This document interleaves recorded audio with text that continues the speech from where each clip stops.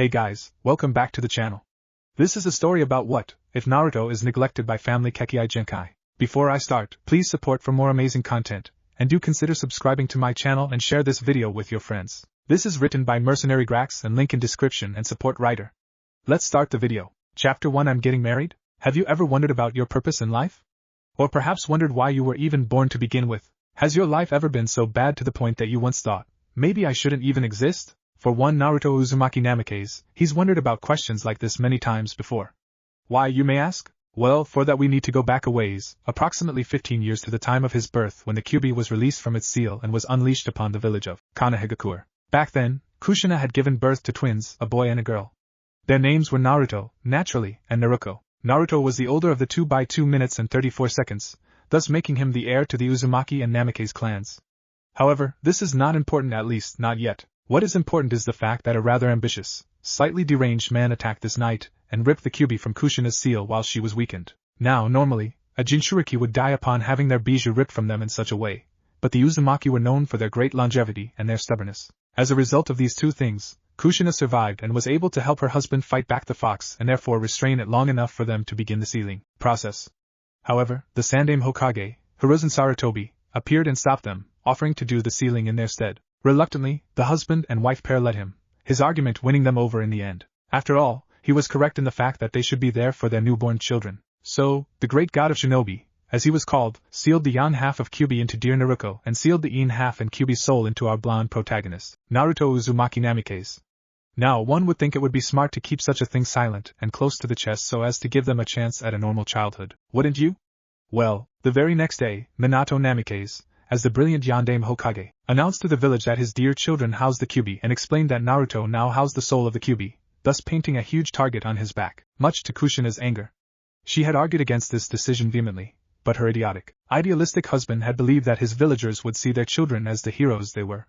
She knew otherwise, however, and she was prepared for what was to come, which is why Minato had to go without sex for a good few years, much to his consternation. It didn't help that she made him sleep on the couch for that entire time either, which really wasn't helping his mood any. Fast forward to Naruto and Naruko's second year at the academy. By this point in time, Naruto had grown quite used to the beatings he would receive from the villagers. He was also quite used to his father pardoning them, believing them to be innocent of such acts of violence, despite the claims of ninjas such as Anko Mitarashi, Ibiki Marino, Suminozuka, Inoichi Yamanaka, and others who had caught the perpetrators red-handed. In fact, Minato even threatened to punish his ninja if they were to continue with their lies and they were each forced to leave things be or else face judgment at the hands of their Hokage. Still, the ninjas that saw Naruto for what he was did everything they could for young Naruto Uzumaki Namikaze. They protected him when they could. They fed him when they found out he wasn't being fed at home. They took the time to train him in whatever they could since he wasn't getting any training at home. Overall, they did what they could for him. Ah yes, his home life. The neglect. His mother and sister were always kind to him, but there were times they were surprisingly forgetful of him. Naruto could tell that something was going on with them, something that was making them forget about him, but he wasn't skilled enough yet to figure out what exactly that was. Minato, on the other hand? Oh, he was a rotten scumbag of a father. Minato feigned he cared about his son in front of others, but in truth, he treated Naruto like he was trash. He would constantly degrade Naruto and put him down for the simplest of reasons. The bastard refused to train Naruto and refused to allow Kushina to train him either, telling her that Naruto wasn't worth their time. And when Naruko asked if Naruto could train with her, Minato said that he wouldn't allow Naruto to taint her by being allowed to train beside her. It was always one thing or another with him. But the day we're meant to focus on now is the day of their 10th birthday. They had just returned home from the academy and all their friends, well, Naruko's friends, were there. Naruto didn't have any friends his own age, unfortunately. He simply hadn't been able to make any. However, he did see some of the people that had been nice to him, and he did consider some of them friends, so maybe he did have friends here after all. There was also that one ANBU here that always took time out of his schedule to spend time with him. He had a weasel mask and had nice black hair going down his back. Naruto really admired him. He thought he was pretty cool. Minato had just called for everyone's attention and smiled around at everyone. Once he had everybody's attention, he decided to make his announcement. Everyone, I'm proud to announce that I'm making Naruko-chan the heiress of the joint Uzumaki Namikaze clan. So congratulations, dear, he declared, a proud smile on his face as he looked to his daughter. What happened next, however, threw everyone off guard.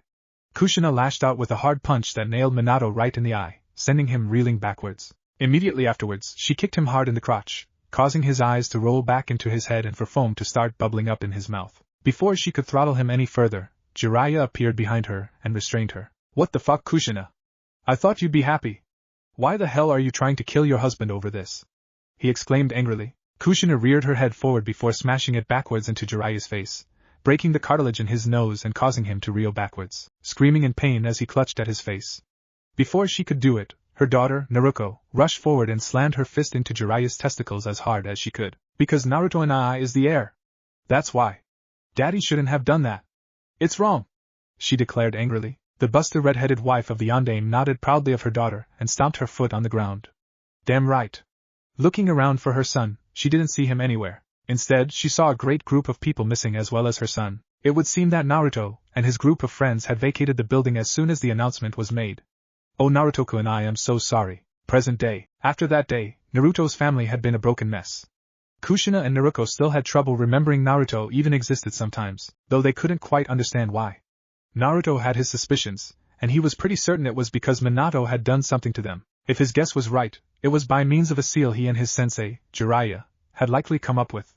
His only problem was figuring out where the seal was and how to undo it. Naruto had decided that, after graduation, he would move out of this house and find a nice apartment to live in, or, more than likely, he'd take that Anko lady up on her offer and move in with her. She was a nice enough person and he'd be happy enough to live with her for a while. Right now, the young blonde was watching his parents as they trained his red-headed twin sister in the backyard from within his room. He didn't much care anymore what they did, but he did take note of what they trained her in and made use of whatever he could for his own training if he thought it would be useful for him. Hey, a shinobi uses anything they can to their advantage. What he noticed most these days, however, was that Minato and Kushina barely talked to each other. His mother had yet to forgive Minato for all the wrongs he had done, and Minato had never put forth the effort to so much as apologize for any of it. After all, he believed he was in the right. He was of the belief that he could do no wrong, and therefore should not have to apologize. Ever. Meanwhile, his sister wanted to show love and support for both of her parents, but something about Minato just rubbed her the wrong way. Still, she would accept his training, because she wanted to get stronger. She wanted to be strong enough to ensure that no harm ever came to her precious ones or to the village she so dearly loved. Naruto, however? He cared absolutely nothing for the village. It was just a place he lived in, and he would probably just watch and laugh as it burned. However, he had people that he loved here in the village, and he'd be damned before he watched any of them be hurt. So therein lay the conflict. To protect his precious people, he'd have to protect the village and its people as well, despite everything they had done to him. But if he were to let the enemy simply raise the village and destroy its people, he'd run the risk of his precious people coming to harm in the process. Quite the quandary, wouldn't you agree? As soon as his family had finished training, Naruto put away his notes and went about getting ready for the day. They had to get to the academy after all. It was their last year, and he had no intentions of failing the final exam coming up in a couple of weeks. Sure, Mizuki had been tampering with his tests at first, but after bringing this news forward to his mother, she quickly took care of it, much to Minato's protests. Needless to say, Mizuki would never be the same ever again. Mostly because he was now missing a few limbs due to an irate Kushina. Thankfully, it was now just Iraka-sensei teaching the class and Naruto was being given a fair shake at things. He was near the top of the class and was doing pretty darn well, all things considered. The Uchiha twins, Sasuke and Satsuki, and his own sister Naruko, were some of the only ones that were placed higher than him in the class. Joining his family downstairs, he walked over to the kitchen table and sat down, waiting for his mother to place some food before him. When she completely passed over him, he sighed and shook his head, realizing she had forgotten him once again.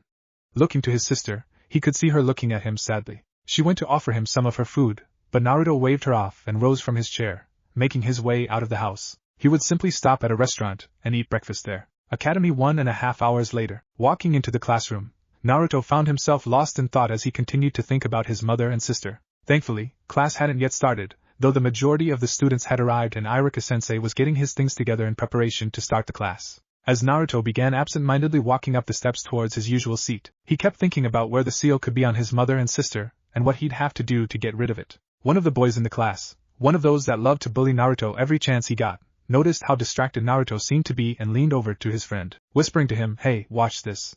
This'll be hilarious." Sticking his foot out in Naruto's path, everyone in the class watched as Naruto tripped over the boy's outstretched leg and went falling forwards at an angle towards one Satsuki Uchiha, much to everyone's horror. Reaching out to brace himself, Naruto couldn't quite catch himself in time and, much to everyone's shock, most especially his and Satsuki's, his right hand landed on her left breast, and his lips connected to hers. What happened next could only be described as a miracle. A pillar of light erupted around the two of them, blinding everyone in the room and forcing them to cover their eyes for fear of going blind. When it finally died down, Naruto and Satsuki had separated, and Satsuki was standing there, sporting a new, more revealing outfit and wielding a rather deadly-looking katana, its she strapped to her back. The top half of her outfit looked strangely like a kimono top, though it hung loosely and allowed a lot of cleavage to be shown. Considering she had large C-cup breasts, and they were still growing, this bothered her a great deal. Her sleeves were long and loose as well, spilling lowly off her arms and leaving plenty of room for her to conceal weapons within them. However, the bottom half of her outfit is what really bothered her. There were 4 long strips of cloth that went from her waist down to just above her ankles. Between these strips of cloth you could see straight through to her legs. It was lucky that she wore shorts, or else you could see what kind of panties she was wearing. Her entire outfit was lavender in color, and had a lovely yellow and pink flower print across the entire thing. Naruto, on the other hand, had undergone a slight change as well. He now looked the part of a traditional samurai. On the upper half of his body he wore a white tunic that exposed the upper part of his chest and left his arms bare. For pants he wore baggy red and black kimono-style pants that fell loosely around his legs. In his right hand he, too, had a katana, though this one had a deadly red gleam emanating from it. Slipping it away into its sheath, which was strapped at his hip, Naruto looked at Satsuki and blushed badly before looking away. "I'm so sorry, Satsuki-chan. Are you okay? I didn't mean to trip like that," he said, completely ignoring the fact that the two of them had undergone such a drastic change. Satsuki was looking herself over before looking at Naruto upon hearing the sound of his voice. For a moment she blushed at how he now looked before she quickly shook her head and pointed at him accusingly. "You! What the hell did you just do to us? I mean, look at us," she shouted out. And ugh! That was my first kiss." And now grabbing Naruto by the front of his tunic, she pulled him in close so his face was nearly touching hers and she growled at him. "Now we have to get married, you stupid jerk." Everyone's eyes went wide at this proclamation and Satsuki's fans screamed out, "What?" While Naruto was sweating nervously and quickly shook his head. What the heck do you mean get married? I'm not ready for that. And we barely even know each other. Isn't this rushing things a little? Satsuki blushed worse and released Naruto before she looked down and shuffled her feet. "And Mom says that you're only supposed to kiss someone if you're dating them or planning to marry them. But Father says that if you let someone touch you there you have to marry that person. Mom said that you should only do that with someone you're planning to marry. So there you have it. We have to get married." "Thanks a lot, Naruto." Sasuke was seething at this point. His sister was going to be forced to marry this fucking idiot? Not on his watch. So, jumping out of his seat, he went to attack Naruto. However, before he could make it even 2 steps, Satsuki pressed her new blade to his throat and glared at him. "What do you think you're trying to do to my new fiancé brother? I may not like it, but I won't allow you to kill him just because you don't like him." Sasuke glared fiercely at his sister before switching his glare to the dobe as he considered him to be. "Why are you defending him? First he gropes you and now you're being forced to marry him due to some stupid rule father made, and you still protect this jerk? What's wrong with you?" Before Satsuki could reply, Naruto walked up and glared at him. "Hey! That jerk as you call him is my brother. And he didn't do it on purpose. That stupid jerk right there tripped him. Or didn't you see that oh high and mighty Uchiha?" She mocked. "Besides, I'm sure if you just talk to your parents and explain what happened, everything will be okay. But I'm more concerned about what happened to the both of them. Iruka-sensei, do you have any idea what's going on? Why the two of them suddenly changed like that?" Naruto and Satsuki both blinked in realization at this point before looking at each other and nodding as one before they turned to their teacher. "That's right. What is going on, Iruka-sensei?" they asked as one. Iruka frowned at this and rubbed at his chin in thought. Putting aside the marriage issue, he thought back to all known Kekkei genkai. This was obviously the sign of a Kekkei genkai being activated, but which one could it be? It was then that it struck him. A Kekkei genkai that originated in Iron Country of all places, the home of the samurai. It was highly unusual, but especially gifted samurai sometimes inherited this Kekkei genkai, and with it were able to gift others with the abilities of the samurai through the power of. Smiling at his students, Iruka decided to clear the air. "Naruto, you've awakened a Kekkei genkai. This Kekkei genkai is one that originated in Iron Country, the home of the samurai. Your Kekkei genkai is unique in the fact that it's something that was commonly only seen in the samurai of Iron Country, which is a rarity in the world we live in, as samurai don't use chakra in the same way we ninjas do. Your Kekkei genkai is known as Bushi no Kisu or Samurai's Kiss. With this gift, anyone of the opposite gender that you kiss will be gifted with the power and abilities of a samurai, just like you, yourself have now become. So congratulations Naruto and Satsuki, you are the first samurai ninjas in the world. You should feel proud of yourselves," Iruka explained with a smile. Naruto and Satsuki looked at each other, and couldn't help but break out into huge grins at this before high-fiving each other. "Hell yeah!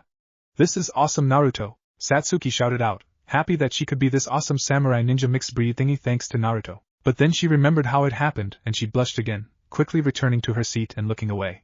"Don't touch me," she muttered. Naruto blinked, but complied regardless and moved past his sister and went to his usual seat beside Shino Aburame, and a civilian-born girl. As he sat down, he looked towards his sister to see her reaction to everything that had just been revealed and saw her looking his way. When he saw her offer him a comforting smile, he smiled back and gave her a wave before he returned his attention to Satsuki. Satsuki? She was an interesting one. Half of the time she seemed grumpy to him, but the other half she seemed like an angel. She had a good group of friends, one of which was Naruto. Naruto knew that Satsuki had a bit of a temper on her, but she was a good girl regardless, and he liked her well enough. Yeah, her brother was a total, but that was just how he was. He took after his father way too much. Fugaku was like Minato, a right bastard that didn't really give two shits about his family, and treated them like crap. None of them were ever good enough, he was always right, you know the whole deal already. As Naruto stared at her, thinking about their situation and how she was of the belief that they were to be wed, Satsuki found her eyes drifting towards Naruto as well. When she saw he was looking at her, the both of them quickly turned away from one another, and another blush rose to her face. If she could have seen Naruto right now, she would have seen him blushing as well. Satsuki was taking this time to think about everything she knew about Naruto, which, admittedly, wasn't all that much. She knew that he was a really nice guy and a great listener. She had only talked with him a few times in the past, but she definitely knew that much about him. Satsuki also knew, from Naruto, that Naruto's life at home was utter shit. She wasn't sure if Naruto had any training outside of the academies, so she wasn't sure how strong he really was. She certainly hoped that her husband-to-be wasn't some weakling.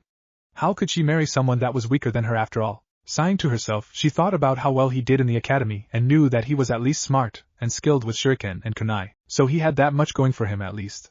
When she got a good look at him earlier in his samurai garb, she could see that he was certainly handsome. Thinking about it got her blushing again and even got her to giggle a little, much to her brother's horror. After a moment, Iruka finally shouted out, "Okay, enough of this. Naruto, Satsuki, pay attention or I'll have you two serving detention after class." Upon seeing he now had their attention, he smiled kindly at them and nodded his head once in satisfaction. Good. Now let's begin. Later that night, Uchiha Compound Clan Head's house. After the academy was over, Satsuki had pulled Naruto aside and invited him to come over to her home later that night. He was also told to bring his family if he wanted. Naruto, already having an idea of what this was about, and having a feeling of utter dread in the pit of his stomach, decided to invite both his mother and his sister, Naruko, to join him at the Uchiha Clan Head's house. There was absolutely no way in hell he was bringing his father along. So here they were, sitting, Naruto, Kushina, and Naruko, sitting at the table with Fugaku, Mikoto, Itachi, Sasuke, and Satsuki. Everyone was dressed in their nicest outfits befitting such an event, but Fugaku was glaring at Naruto the entire time, as if he was filth that had no place being in his home. Finally, after a while, tired of all the glaring, Naruto decided to get to the matter at hand and spoke up after swallowing a small helping of rice. "Forgive me if I'm wrong, but I believe I was invited over because of what transpired earlier today. Am I correct in thinking this?" he queried, hoping to get this topic moving along. Before Fugaku could say anything rude or disrespectful, Mikoto piped up. "Why, yes, you are Naruto-kun," she said, a kind, happy smile on her face. "Don't worry, I'm not upset with you. What happened was an accident, and we all understand that. Don't we, dear?" she stressed before leveling Fugaku with her deadliest glare. Fugaku, ignoring his wife's glare, glared harder at Naruto and pointed towards the door. "You are filth. And my daughter had no right to bring the likes of you into my home. Even worse, she let you lay your hands upon her. She's proven herself to be nothing more than a filthy whore. She should just leave with you," he shouted out furiously. Kushina's hair began to flail about in 9 separate tails, as she slowly rose to her feet. She was furious about what this this monster had just said about not just her precious Naruto-kun, but about his own daughter. Mikoto was no better. She had withdrawn a kunai from within her sleeve and was prepared to stab it into her husband's jugular vein because of what she had just heard spew forth from his mouth. Sasuke, however? He snorted and nodded in agreement. "I agree, father. It was foolish," he said aloud, his arms folded across his chest and his eyes closed. He had an arrogant smirk on his face too. Itachi could only sigh at this and slammed his fist into the back of his brother's head, causing his face to go plummeting into his plate of food. "That was for being an idiot, dear brother," he said, dear coming out sarcastically. "You shouldn't talk about your sister that way. Besides, father is in the wrong here. It's just a shame you take after him so much." Mikoto looked at her son in a mixture of shock and horror at the fact that he dared to agree with her monster of a husband. It was at this point that she saw the tears trickling down her beloved daughter's face. Quickly rushing around the table to get to her daughter, she pulled her into a hug and began to pepper her face with kisses. "Oh honey, don't listen to them. Itachi and I aren't angry with you or upset by what happened. It was an accident, honey. Accidents happen. You only have to marry him if that's what you want, and you aren't just some failure. You're my wonderful baby girl. Starting today you, me, and Itachi are going to live on our own away from your rotten father and brother. They can do what they want," Mikoto declared, furious at Fugaku and Sasuke. Itachi nodded his head in agreement, and rose from where he was seated. When it looked as if Fugaku would protest, he nodded towards Kushina and she lunged at Fugaku, proceeding to beat him to within an inch of his life. Oh, she wouldn't kill him, but she'd be damn sure to rip off what makes him a man and make sure he forever regretted this day. Meanwhile, Naruto walked over to Sasuke and proceeded to kick him in the face, knocking him onto his back. Smirking down at him, she proceeded to repeatedly stomp on his crotch as fast and as hard as she could. This is for making Satsuki cry, she shouted out, clearly enjoying herself as she made Sasuke cry out in pure agony. It was unknown if he'd ever be able to use his man parts ever again after this blow to his anatomy. Once everyone was finished, Kushina decided that they should move their conversation to somewhere more pleasant. So they each agreed upon a quaint little ramen shack known as Ramen Ichiraku. Once they had arrived, they each ordered a small dish, having already eaten a small amount before their appetites were ruined earlier by Fugaku and Sasuke. Once they were all seated and their bowls of ramen had been placed in front of them, Naruto turned to Satsuki and spoke to her. Satsuki-chan, are you okay? I'm sorry about what happened there. It's my fault. I'm not well liked by most of the village. I'm sure you know why, he said sadly. Before Satsuki could say anything, Kushina spoke up in anger. No, it's not your fault, Naruto-kun. It's your father's fault. If he hadn't told the entire village about you housing the soul of the Kyuubi, people wouldn't be treating you like you're the damn fox itself. I tried to stop him, honey, but your father... Mikoto frowned at this and looked closely at her friend. She could see something just under her hair. Reaching over, she brushed aside a few locks of her hair so she could get a closer look at the back of her neck, close to the middle of her back actually. When Kushina was about to turn around to see what she was doing, Mikoto hissed at her. Don't move, Kushi-chan. It looks like you've got a seal on your back here, just below the nape of your neck. Your hair covers it pretty well, but when you moved I saw it. Naruto, let me have a look at you. Naruto nodded in compliance and turned her back to Mikoto, allowing her to look at her back as well. Soon enough, she found what she was looking for and shook her head. Yep, these are definitely seals, but I'm not sure what they do. Do you have any idea who placed them on you two or what their purpose is? Naruto frowned and spoke up at this point. I know who did it. I also know exactly what they do. At least what their main function is, he said irritably before he began to dig into his ramen. What? He was hungry. When he saw their eyes on him, he motioned for them to begin eating before their food grew cold. As they began to eat themselves, he took a moment's break to begin explaining. I'm not sure when they did it, but Jiraiya and Minato were the ones to come up with the seal. I'm pretty sure one of them was the one to place it on the two of you. Naruto explained, causing everyone there to narrow their eyes. They were already pretty sure of what the seals did now, but they wanted to be sure before they jumped to any of the wrong conclusions. As for what the seals do, the main function seems to be making my mom and sister forget about me as often as possible. The problem is, the Uzumaki clan is a family-oriented clan and I don't think either of them took into account just how stubborn Uzumakis can be. The seal they came up with wasn't powerful enough to completely stamp out their desire to include me in the family, so it only worked about half of the time compared to full time.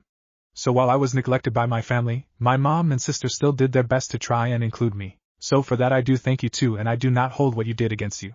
We Uzumakis must stick together after all. Family above all. Isn't that right, Mom, Naruto? He asked with a grin. Kushina and Naruto had tears in their eyes as they heard their precious Naruto-kun say that. Getting off their seats, they walked over to Naruto and hugged him tight. It was a hug that he readily returned before he nodded to them both. I've been studying up on Fuinjutsu, but I don't think I'm anywhere near skilled enough yet to remove those seals. But you two? I think that you could easily break the seals on each other. So why don't you do it tonight when we get home? And if I were you, Mom, I'd think about divorcing Minato for everything he's done. I don't know why you haven't yet. Kushina blinked at this and brought a hand up to her forehead, rubbing it a bit as she thought about it. Before she could stress herself out over it, she felt Mikoto turning her around and could see the look her friend was giving her. Kushina, that may be another part of the seal. They may have included a loyalty seal in the seal so that you'd stay loyal to Minato, and never think about leaving him. Once you break the seal on you and your daughter, things might become clearer for the two of you. Mikoto explained helpfully. Kushina nodded at this and looked to her daughter, who was looking at her with a hopeful smile on her face. Nodding once at her, Kushina patted her on the head, and they both retook their seats. We're getting these seals off of us tonight, Naruto-chan, and then I think it's time for us to become the Uzumaki clan again. Let your father have the Namikaze's name to himself, she said with a grin on her face. Naruto nodded at this and cheered before she dived back into her ramen with gusto. Naruto couldn't help but smile in relief and was about to say something before Mikoto spoke up. Well now that we've got all that cleared up, why don't we talk about what happened between my little Satsuki-chan and your little Naruto-kun, HM? It was an accident, but she seems so insistent on marrying him. Why is that, my sweet little Satsuki-chan? She queried teasingly as she looked inquisitively at her dear daughter. Satsuki began to blush furiously and looked away. It's not like I want to marry the baka. It's just he's definitely not cute or anything. And it's not like I think he'd make a good husband or anything. I don't even know how strong he is. And besides, it's not like I like him, or anything like that. You said only people intending to get married should touch each other like that, and I thought well we'd have to get married. And the kiss, it's not like I hated it. But don't get me wrong. It's not like I liked it or anything. Gah! Mikoto and Kushina began to laugh uproariously as Satsuki struggled to explain herself. She sounded so damn adorable to them, and she was speaking in a way that they found absolutely hilarious.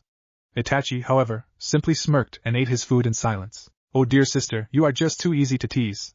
He thought to himself, clearly amused by the whole situation. Naruto, on the other hand, was just utterly confused. So does Satsuki like me? Or does she not like me? I'm really confused now. She's talking in riddles, he thought in distress.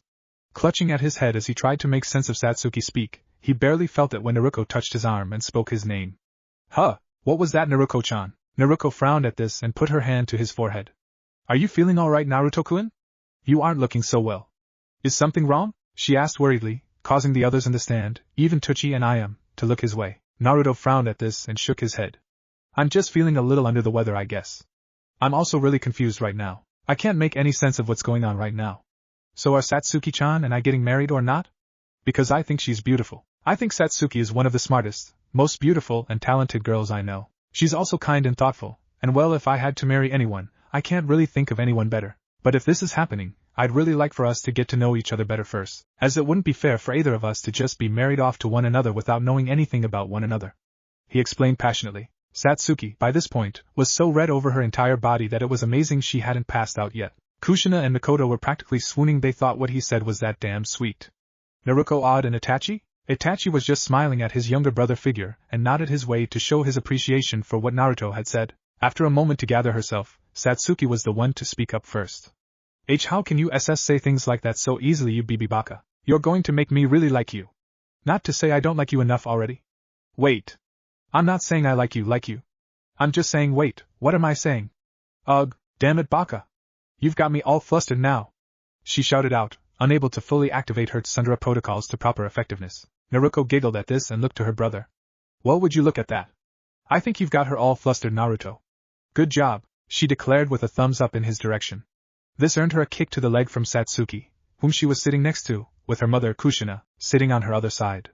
Wincing, she turned to see Satsuki was pouting at her cutely, and Naruko couldn't help but giggle a bit. Sorry Satsuki-chan, but you have to admit you're cute when you get like that. Itachi finished the last of his meal and found himself chuckling now. Calm yourself, Satsuki-chan. He spoke after he got himself under control. Naruto-kun, what you said was very kind and very thoughtful as well. You are quite right. The two of you should focus on getting to know one another before you so much as think about getting married. Satsuki-chan, don't rush into this and spend some time in Naruto's company. Get to know him as a person and not just as your first crush. Sure, you may like him now, but what if you don't feel the same in the near or distant future? See how you feel after you spend time in each other's company and get used to one another's presence in your lives. Only by doing that can you truly determine the extent of your feelings for one another. Itachi explained calmly. Mikoto smiled at her son and nodded in agreement with him. Itachi-kun's right. You too should listen to him. As much as Kushi-chan and I would love to see some beautiful black-eyed blondes and blue-eyed black-haired younglings in the future, we aren't going to push you two into a relationship if it turns out the two of you don't want it. She said, smiling sweetly at the two 15-year-olds. Thanking Mikoto for her understanding, the pair looked at one another and blushed a bit before they went back to their meals and eating in silence. A short while later, after everyone had finished, Kushina decided to pose a question that was on the Uzumaki family's minds. So, Mikoto-chan, where are you three going to live now? Mikoto sighed and shook her head. We'll just move into a house of our own in the Uchiha compound. Fugaku's not going to exile us from the Uchiha clan. He's too stupid and too prideful in the Sharingan to let us go that easily. It's not like he'd be willing to let another clan or even some civilian family lay claim to those of us with the Sharingan. Ugh, just thinking about his bullshit is giving me a headache, she said with a sigh. Itachi frowned and placed a hand on his mother's shoulder before he offered Kushina a smile. We'll be fine. Right now I'm more concerned about the two of you, Kushina, Naruko. You still need to get home and remove those seals. Then in the morning you and my mom both need to file for divorce from your husbands. That could be a harrowing ordeal, but it's a necessary step to ensure happiness and freedom for all of us here. So I bid everyone here good night and good luck in your endeavors. Mom, sister, let us go, he said, ushering his female family members out of the ramen shack. Realizing he was right, Kushina, Naruko, and Naruto each looked at one another before nodding in determination. After paying for their meal, the trio quickly made their way home and retreated to Naruko's room. Thankfully, Minato wasn't home yet, most likely having a late night at the office, or at least that's what Naruto and Kushina thought. Naruto, on the other hand, thought that he might have found a lover because his relationship with Kushina wasn't going so well. Regardless, that wasn't important right now. Kushina and Naruto both looked at Naruto with blushes on their faces. And Naruto-kun, we're going to need to take off our shirts. You might want to wait in your room or turn around or something, Naruto said. Naruto blushed at the idea of seeing his female family members in such a state of undress and nodded before quickly bolting from the room, slamming the door behind him. They both giggled a bit before they removed their shirts and bras, leaving their tops bared to one another. Kushina decided she would go about removing Naruto's seal first, and proceeded to examine the seal that had been placed upon her daughter. What she saw disgusted her. It was definitely something Jiraiya would design, the disgusting bastard. But she had never suspected that sweet little child she had once known in Minato would have helped create something so vile. What Naruto had explained about this seal was, indeed, true. Mikoto's suspicions had proven true as well. There was a loyalty seal mixed in with the seal that was forcing them to stay loyal to Minato. Still, the seal was so much more than that. Based on what Kushina could see, it looked as if there was a restriction seal mixed in that would allow the creator of the seal to instantly disable them should the loyalty seal fail and they ever turn against him. The final part of the seal is what really pissed her off though. As she looked at the seal, Kushina growled and had Naruto turn to face her. Naruko-chan, this seal's going to be a bit harder to remove than I thought, she admitted. I've figured out what this seal does, and it's not pretty. With a sigh, she pulled her daughter in close and began to run her fingers through her long red hair. Naruto-kun was right, honey. These seals are meant to make us forget about him. But he and Jiraiya didn't make the seals powerful enough to make us forget about him entirely. They'd work on anyone else just fine, but we Uzumaki women are far too stubborn and family-oriented for something like this to stop us from caring for our precious Naruto-kun. Right, sweetheart? She said, smiling down at her precious Naruko-chan. Naruko nodded in agreement, but before she could say anything, Kushina carried on. Miko-chan was correct as well. There's a loyalty seal mixed in that is meant to keep us loyal to Minato. There's also something included in the seal that will allow him to restrain the both of us should his loyalty seal fail for any reason and we move against him. So say we attempt to attack him, he would be able to activate our seals and we'd collapse to the ground in complete agony because of our seals, she explained with a snarl escaping her. Here, she sighed. The final part is the most troublesome. Jiraiya and Minato made it so that these seals are powered by our own chakra networks, and because they've been on us for so long, they're a big part of us by now. Removing them is going to take a lot of chakra and it's going to hurt too. It's going to hurt real bad, sweetheart.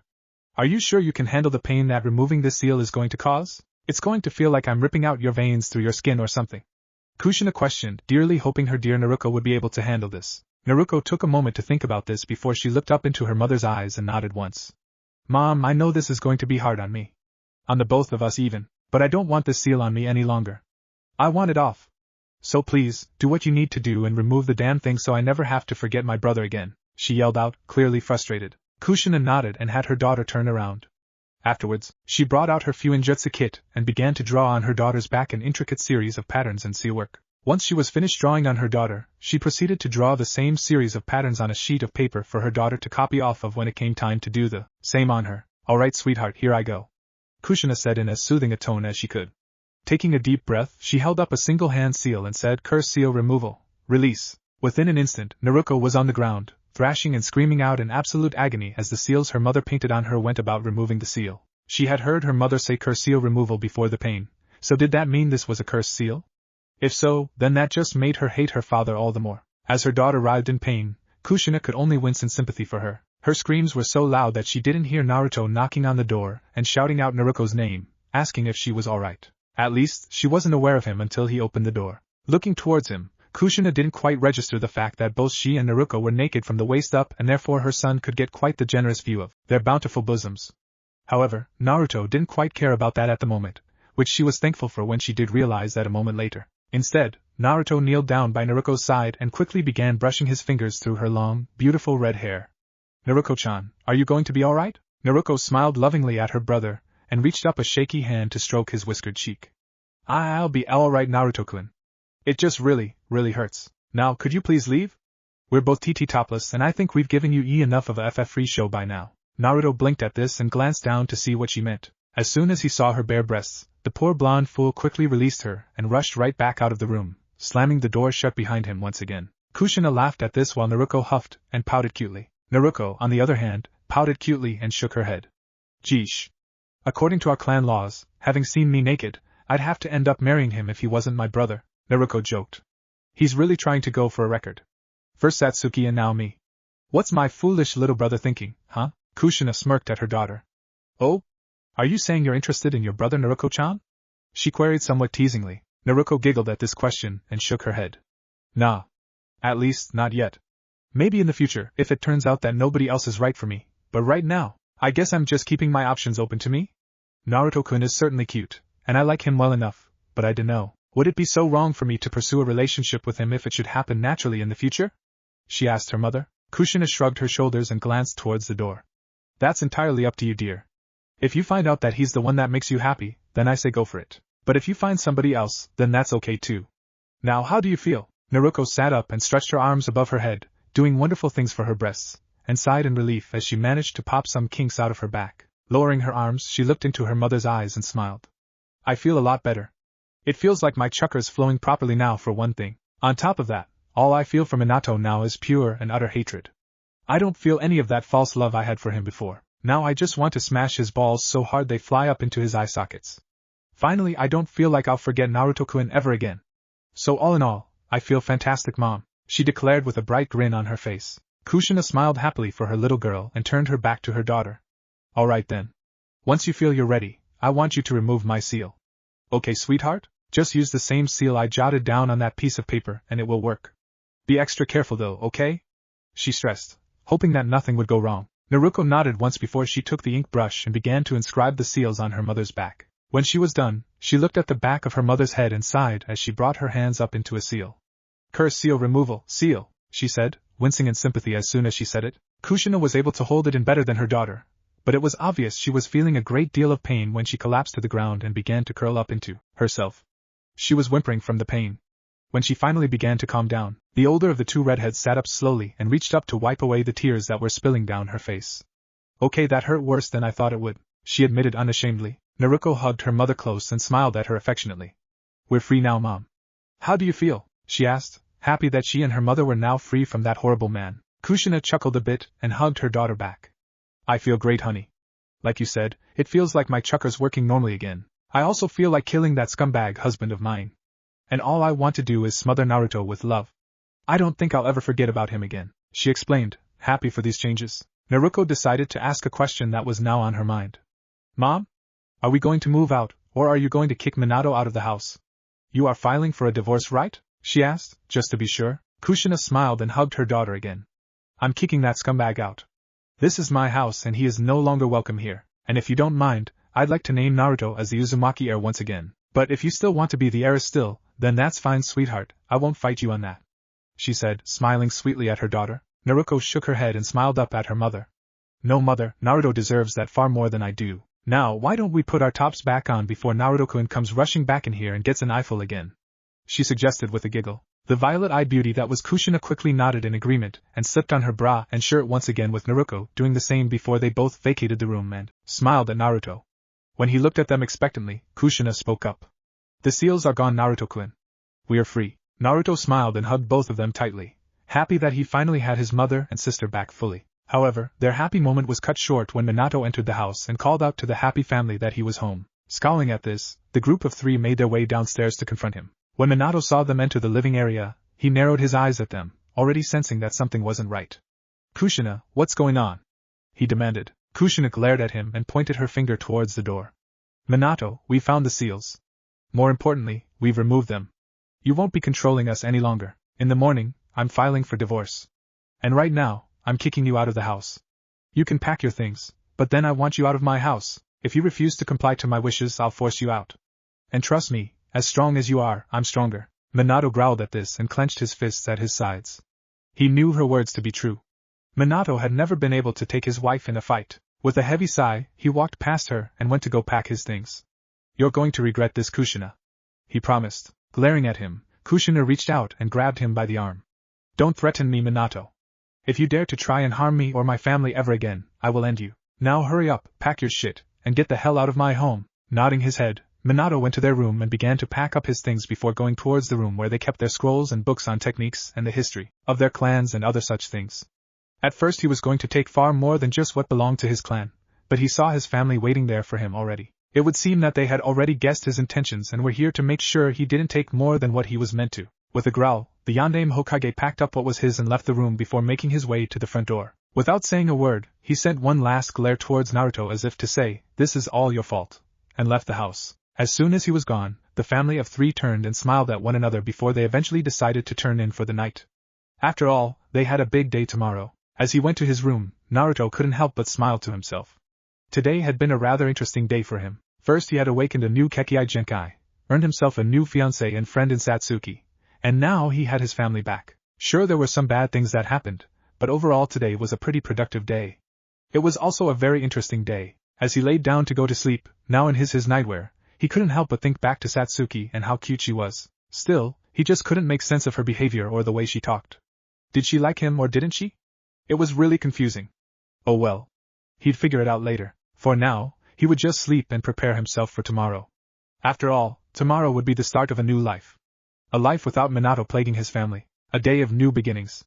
And he just couldn't wait. Chapter 2 Meeting the Kyuubi. When Naruto awoke the next morning, he couldn't help but smile to himself. He had slept most pleasantly and had the most wonderful dreams, though he couldn't remember much about them. Rolling over, he tried to stretch out, but found that his left arm wouldn't budge, much to his confusion. Slowly blinking open his eyes, he peered into the mischievous eyes of his sister, and saw her grinning at him deviously.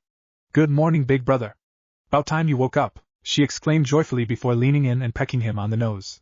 "You slept like a log. You must have been dead tired. You never even noticed when I snuck in here and cuddled up next to you to sleep beside you last night," she said with a giggle. Blushing slightly, Naruto couldn't help but look down and noticed that his sister was in a loose nightgown that was revealing a generous portion of her cleavage, and he wasn't sure if she was wearing panties underneath it or not. He certainly hoped she was. Naruto, as if sensing his thoughts, giggled and poked his nose. "Boop.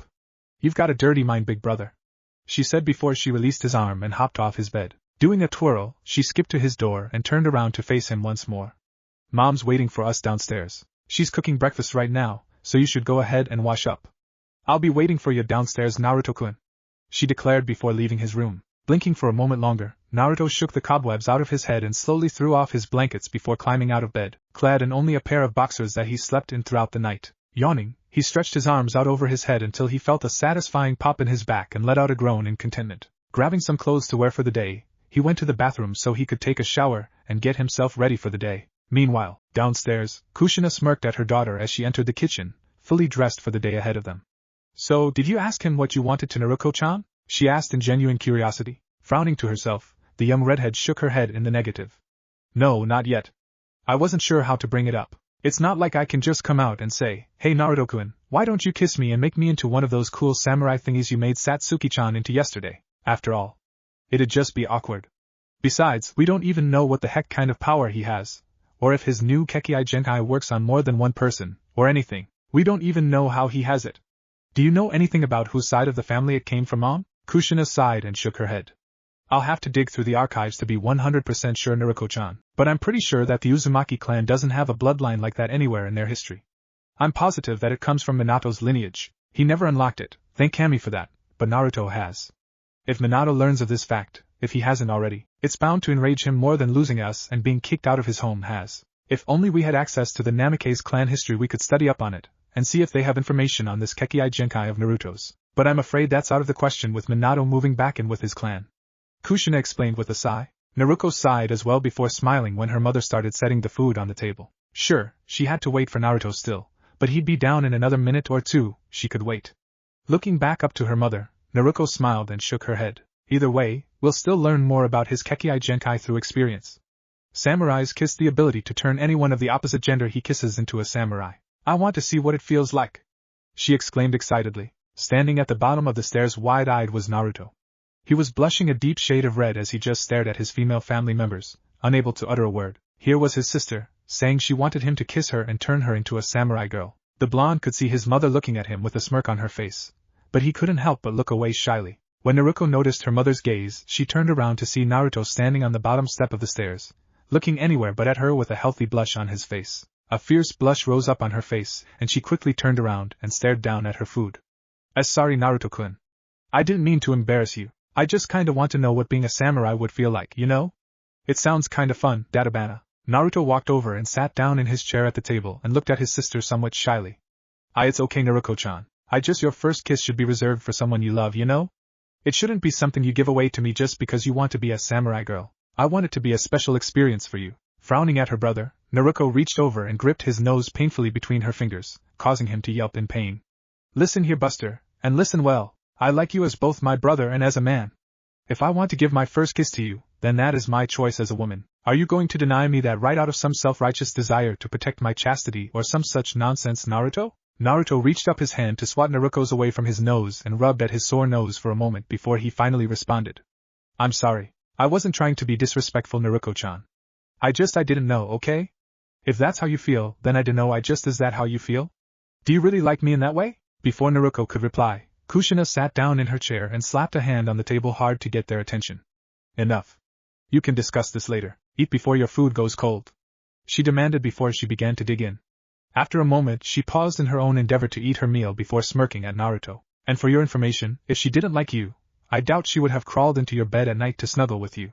She teased with a smirk before she resumed eating. Blushing at this, the both of them ducked their heads down before simply digging into their meals with renewed gusto, choosing to simply remain silent, trying not to let their mother's teasing get to them. Later, the Uzumaki trio were currently on their way to meet with Mikoto and her children, as the Uzumakis had the plan to go together with them to file for their divorces. Along the way, Naruto and Naruto were having a hard time so much as looking at one another, let alone trying to hold a conversation. Kushina, finally having enough of it, looked back at her children and thwacked them both atop their heads. All right, the both of you.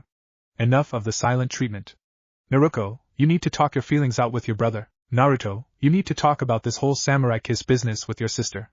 But you both need to realize that before you decide on anything, you need to talk to Satsuki. She is Naruto's girlfriend first, and she has the final say in all of this. So no matter what you decide, just remember that she gets to decide your fate in this matter, Kushina stated with a sly grin. Naruto froze in place and flinched slightly, almost as if struck with something. Looking into her mother's eyes, she soon glanced from her to Naruto, and then back again to her mother's eyes. I forgot about her. I was so excited about becoming a samurai girl and being with Naruto-kun that I totally lost sight of the fact that he already has a girlfriend in Satsuki-chan. What if she doesn't agree to share him? I don't want to just give up on my brother. Naruto looked at his mother for a moment before looking deep into his sister's eyes and sighing softly. You really do love me, don't you, Naruto-chan? He questioned quietly with a kind-hearted smile on his face. I didn't realize. If you really want to become a samurai girl that badly, and you're really, truly serious about me, I'm willing to give a relationship between us a shot. But, here, our favorite blonde knucklehead looked at his mother again and nodded once.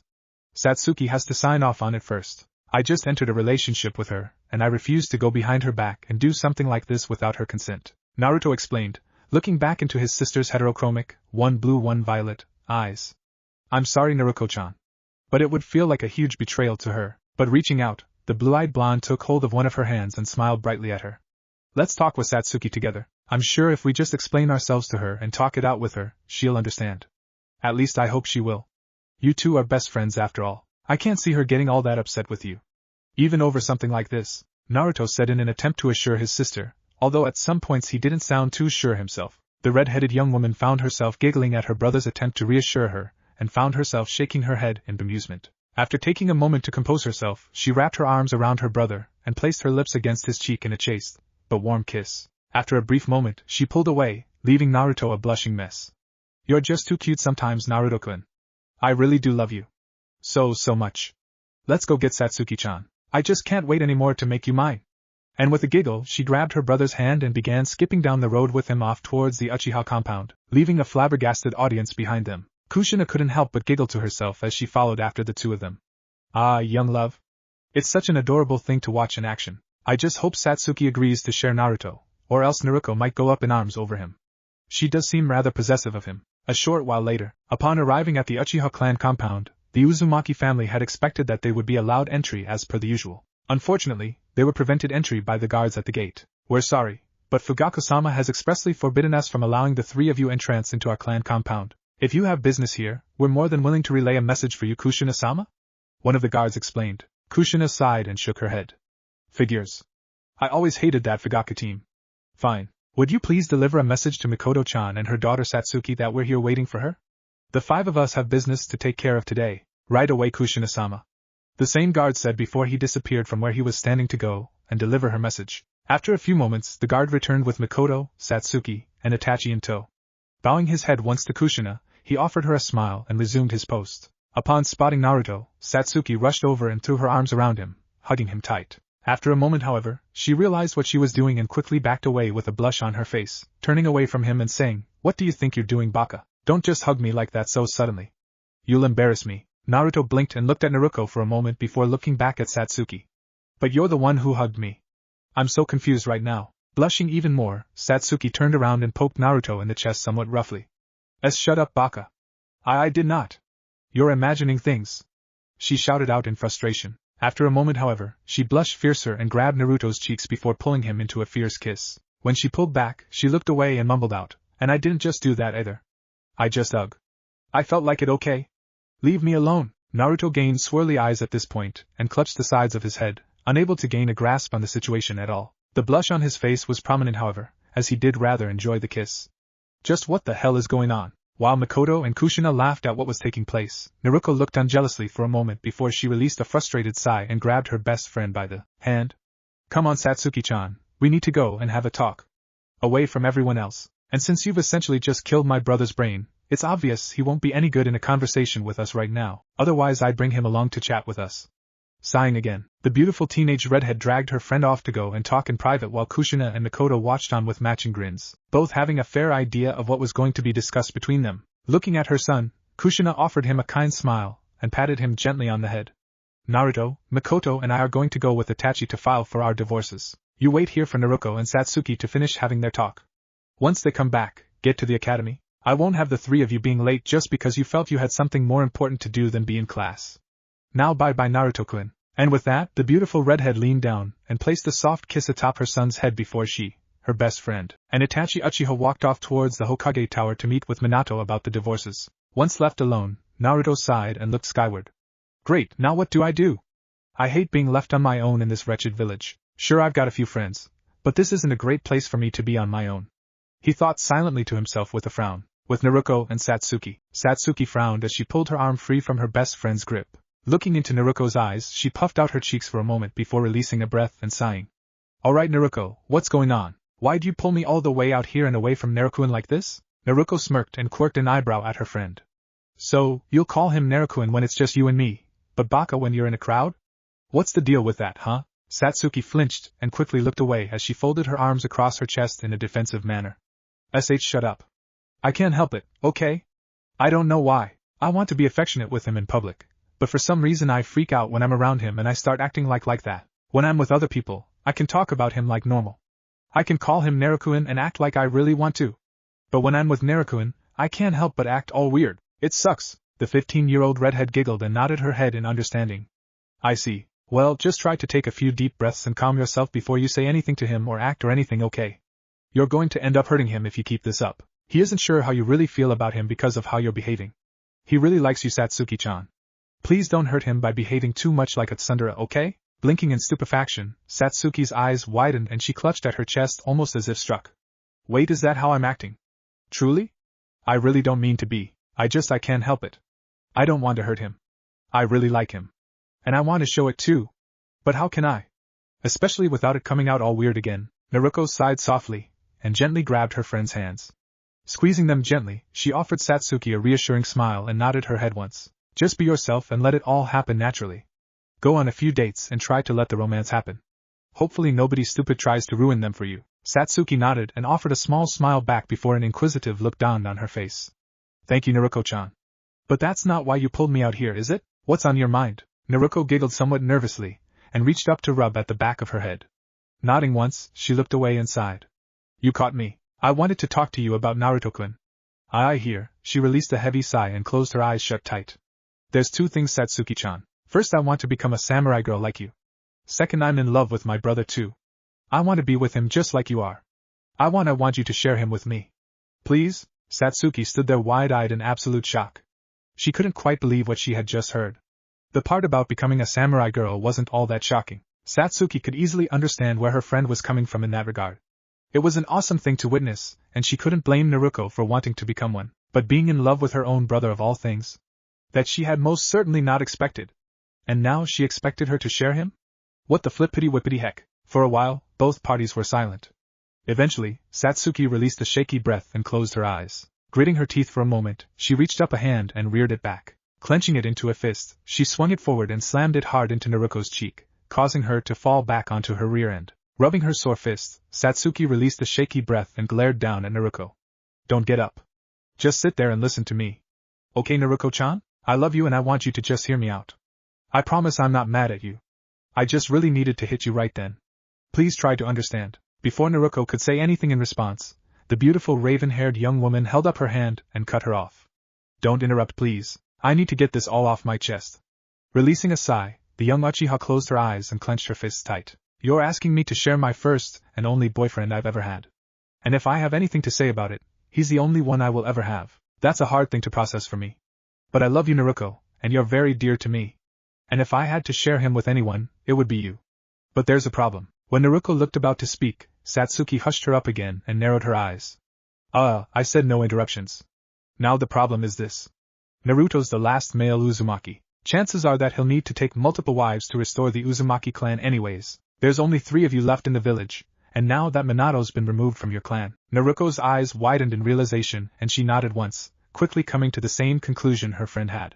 Satsuki sighed and shook her head. Yes, poor Naruko is going to need to take multiple wives whether he likes it or not. But here's the deal I'm going to propose to you, Naruko-chan. You and I will decide who gets to join our family. I'm going to marry him someday. You're going to marry him someday. That's already been decided, but anyone else will just have to get in line and will have to prove themselves. But I have some rules I'm going to set forth for you too. Okay?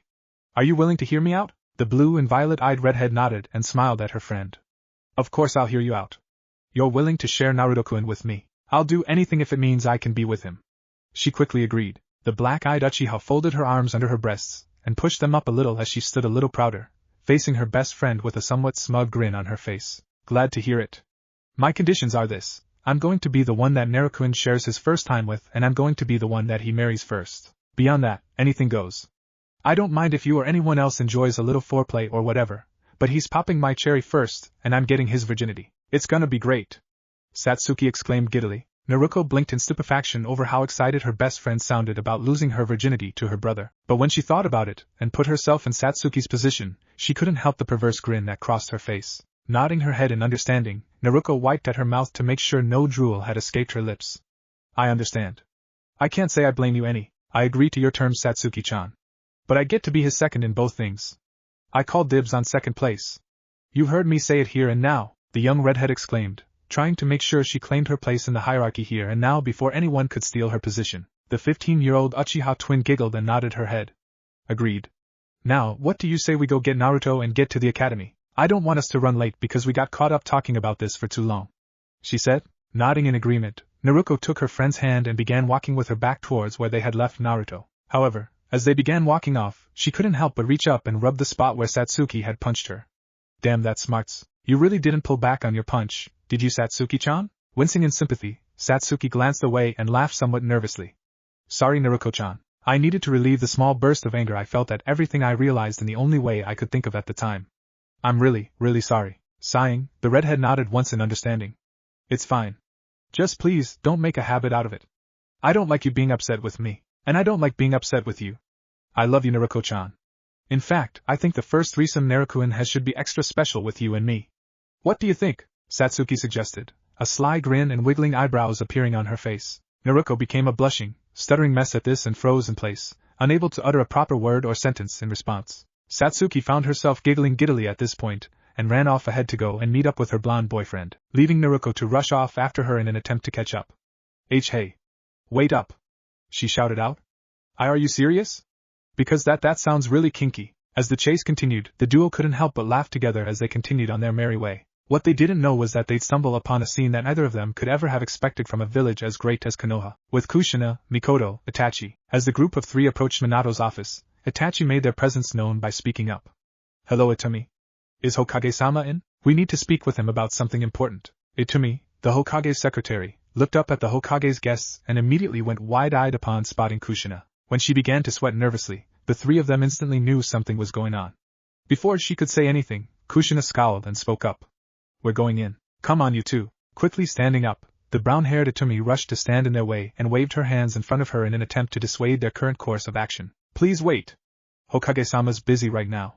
You really can't go in there right now. Kushina narrowed her eyes and shoved past the secretary, roughly throwing open the door to get a look at what was going on inside the office. What she saw was something she figured she should have expected after all of his supposed late nights at the office. Naked as the day he was born, Minato was standing behind his desk roughly thrusting in and out of an equally naked Mabuki Haruno. With the noise they were making, it was amazing that they couldn't be heard outside of the office. Then again, she supposed Minato most likely activated the silencing seals before the two of them began this little romp. Mikoto threw her hands over her mouth and released a gasp in shock at what she was seeing. She couldn't believe that one of her dear friends was having an affair with Minato of all people. She couldn't fathom how long this had been going on, nor could she understand how Mabuki could be doing this behind Kushina's back. How long had she been betraying her friend like this? Looking at Kushina, Mikoto could feel tears brimming in her eyes as she tried to imagine how Kushina could be feeling about all of this. Itachi, on the other hand, could only stare on in distaste at what he was seeing. With a sigh, he turned around and approached Hitomi. How long have you known about this? Sighing as she watched Kushina and Mikoto leave the room as well, Hitomi closed the doors, offering a quick apology to her Hokage and his lover before she retook her seat behind her desk. Closing her eyes, she buried her face in her hands and shook her head. After taking a moment to compose herself, she looked up into Itachi's eyes before shooting a quick glance at Kushina's angry face, and then back to Itachi. He's been doing this for years now. I only found out about it by accident a few years back, but I'm sure he's been having this affair for much longer. I'm sorry, Kushina-sama. I should have told you, but... Kushina sighed and shook her head. No, I understand. He threatened you, didn't he? It's okay. I don't blame you. It's not the worst thing he's ever done, she said with a sigh. Taking a seat, Kushina closed her eyes and shook her head. I wonder if Naruto knew about this. He probably did. I just wonder why he didn't tell me. Then again, with me being under the seal's effects, I doubt I would have listened to him at the time, she said with a sigh. Mikoto frowned and placed a comforting hand on her friend's shoulder. It's not your fault, Kushina. You aren't responsible for this or for what happened to you and your son. Minato's the monster here. And as soon as he's done with that, we'll talk to him and be over with all of this. Hopefully we won't have to deal with him too much after that. Itachi frowned and shook his head. I wouldn't be too sure. He is the Hokage and can call on us for a variety of reasons at any time. Hopefully he will leave you alone, Kushina-sama. But there's always a chance something could happen in the future. So always be prepared for anything, he advised. The lovely redhead sighed and nodded.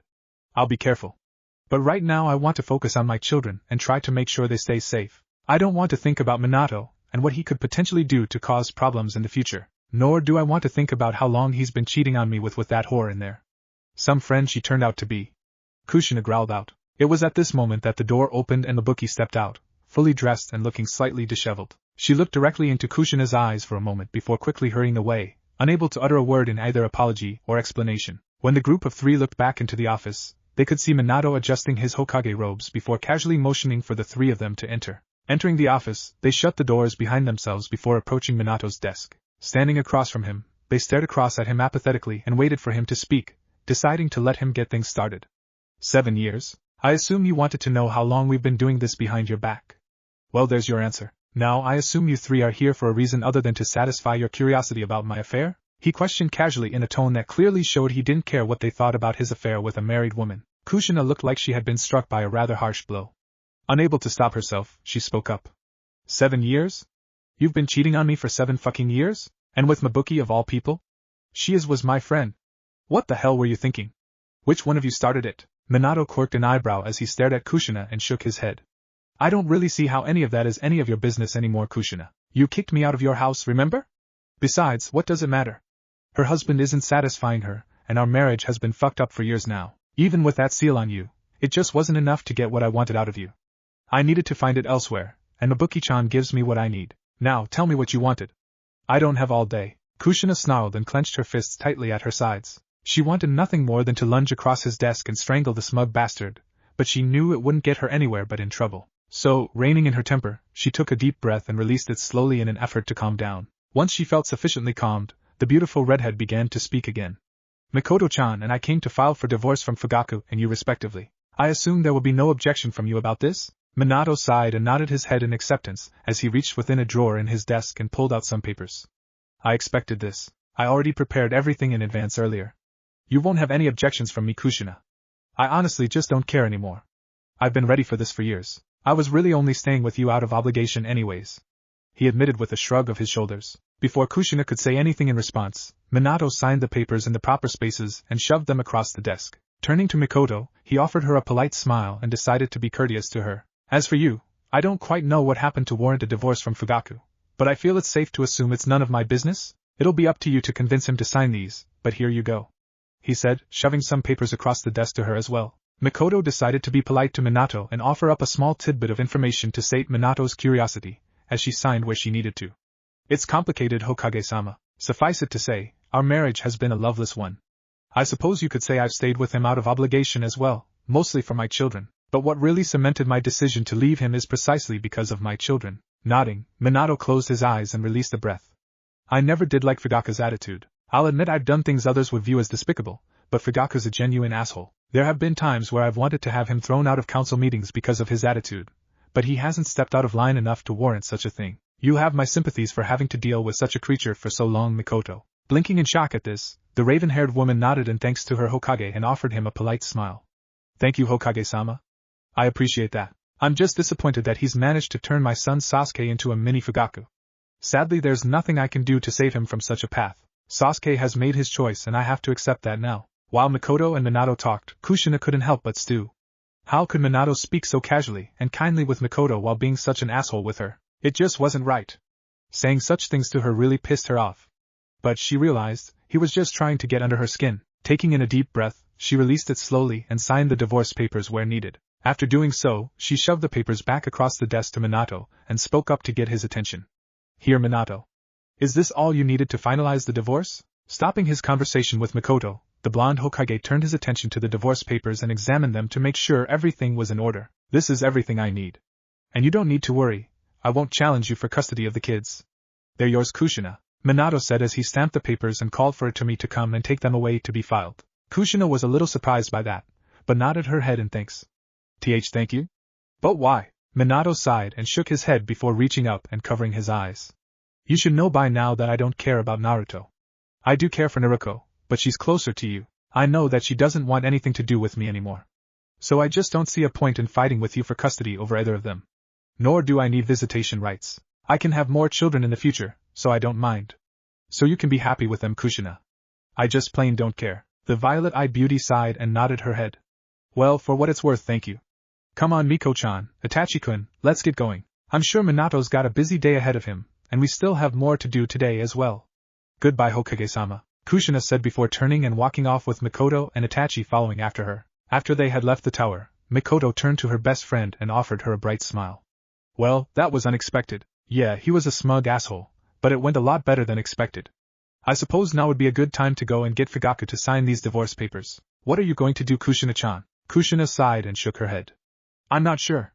I'd like to spend more time with you, Miko-chan, but I'm not allowed in the Uchiha compound anymore, so I suppose I can wait for you at Ramanichiraku? Would that be okay?" The ex-matriarch of the Uchiha clan nodded her head and hugged her friend close. "I'll see you soon. Come, Itachi, let's go pay a visit to your father and get this divorce business settled.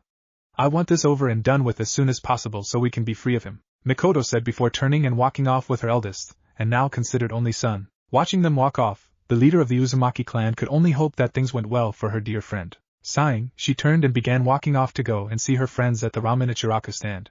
"I wonder how Naruto and Naruko are doing." With Naruto earlier, our blonde protagonist couldn't help but sigh to himself as he tried to remain calm where he was standing. Being left alone in a village that hated him wasn't a pleasant feeling. They still didn't know all that he went through in this wretched place. How could they? Right now, he just hoped that Naruko and Satsuki would return soon so they could get to the academy and out of danger. Sadly, it just wasn't meant to be. Appearing from around a corner came three ninja, each wearing a flak jacket that signified that they were chunin level in rank. Two were female while one was male, and they were each conversing about some random topic before laying eyes upon him. When they did, and they noticed that he was all by his lonesome, the male of the group gained a sadistic gleam in his eye and a smirk on his face. Well, what do we have here? If it isn't the Kyuubi incarnate? And he's all by himself too. My girls, what should we do with him?" he asked his friends. One of the girls frowned and looked about ready to speak, but the other girl beat her to the punch. "I say we make him suffer. I lost my mom in that attack and I haven't had a good chance to punish this little shit for it. I've heard so many stories from people about how they've pounded him real good, but not me yet. I'm amazed he's still alive. Then again, I suppose being the Kyuubi brat has its perks." Cracking her knuckles, the kunoichi grinned menacingly at Naruto and withdrew a kunai from the pouch on her calf. "I hope you're prepared, you punk. I'm going to enjoy cutting into you." The other kunoichi spoke up at this point as she stepped in front of her friends. "Guys, come on. We shouldn't be doing this. It's wrong. Let's just leave him alone and be on our way. Please?" The male of the group snarled and gripped her by the hair, yanking her head back before slamming his fist into her face repeatedly. If you're going to try and get in our way, then you're better off laying there where you won't be a damn problem. Because you're our friend, or at least you were, I won't kill you. You should feel grateful, he said before tossing her to the ground and kicking her in the side a couple of times. When it looked as if she was about to struggle to her feet, the other kunoichi of the group quickly pressed a knee into her back and pressed her kunai against the back of her throat. I swear to Kami that if you try to get up, I'll fucking kill you. I don't care if you're my friend, or rather were, the mere fact that you want to protect that monster is enough to warrant your death in my eyes. So shut up, stay down, and be a good girl while we kill this monster, she demanded before standing up and turning to make her way towards Naruto. As the duo approached him, Naruto released a sigh and closed his eyes in resignation. He knew this was bound to happen and had no plans to fight it. Fighting it never ended well and just made things worse for him every time. It was best to just let things be and wait for them to get bored usually. However, a thought entered his head and it caused his eyes to shoot wide open as he came to a sudden realization. Satsuki? Naruto. I can't let them see this. Looking at his soon-to-be assailants, the blonde realized that he would need to fight back this time. Glancing down at his side, he knew he had just the right tool to do so. Grasping the hilt of his katana, he waited until the male drew just close enough and withdrew his blade in one quick flurry, almost as if he had practiced it 1,000,000 times before, and severed the man's left arm right below his shoulder. Unable to believe what he had just done, Naruto froze, both from shock and from the sight of the blood shooting from the stump that was left in the arm's place. Being inexperienced as he was, this was just too much for him, and it left him open for what was coming next. While the man screamed out in agony at losing his arm, the woman stared in shock for just a moment before her rage urged her on, and she lashed out with her fist, catching Naruto in the eye and not just stunning him, but knocking him to the ground and temporarily blinding him in that eye. Once the teenager was down, the woman pounced on him and began to wildly slash and stab him repeatedly, refusing to let him get in another attack like that. At some point during this attack, she knocked away his blade and began to laugh hysterically. Finally! Oh Kami, finally! You have no idea how long I've waited to make you pay for all you've put me through, you Kami forsaken brat. Why Hokage-sama allowed you to live for so long is beyond my understanding. But, looking down at the young man underneath her, the woman couldn't help but admire his appearance for a time. You know, Minato did do something right with you. You got his looks at the very least. Tell me brat, are you a virgin, or has that been taken from you already too? She questioned with a rather sadistic gleam in her eyes. Naruto, already bleeding out and unable to put up any form of resistance, widened his eyes and shook his head in fear.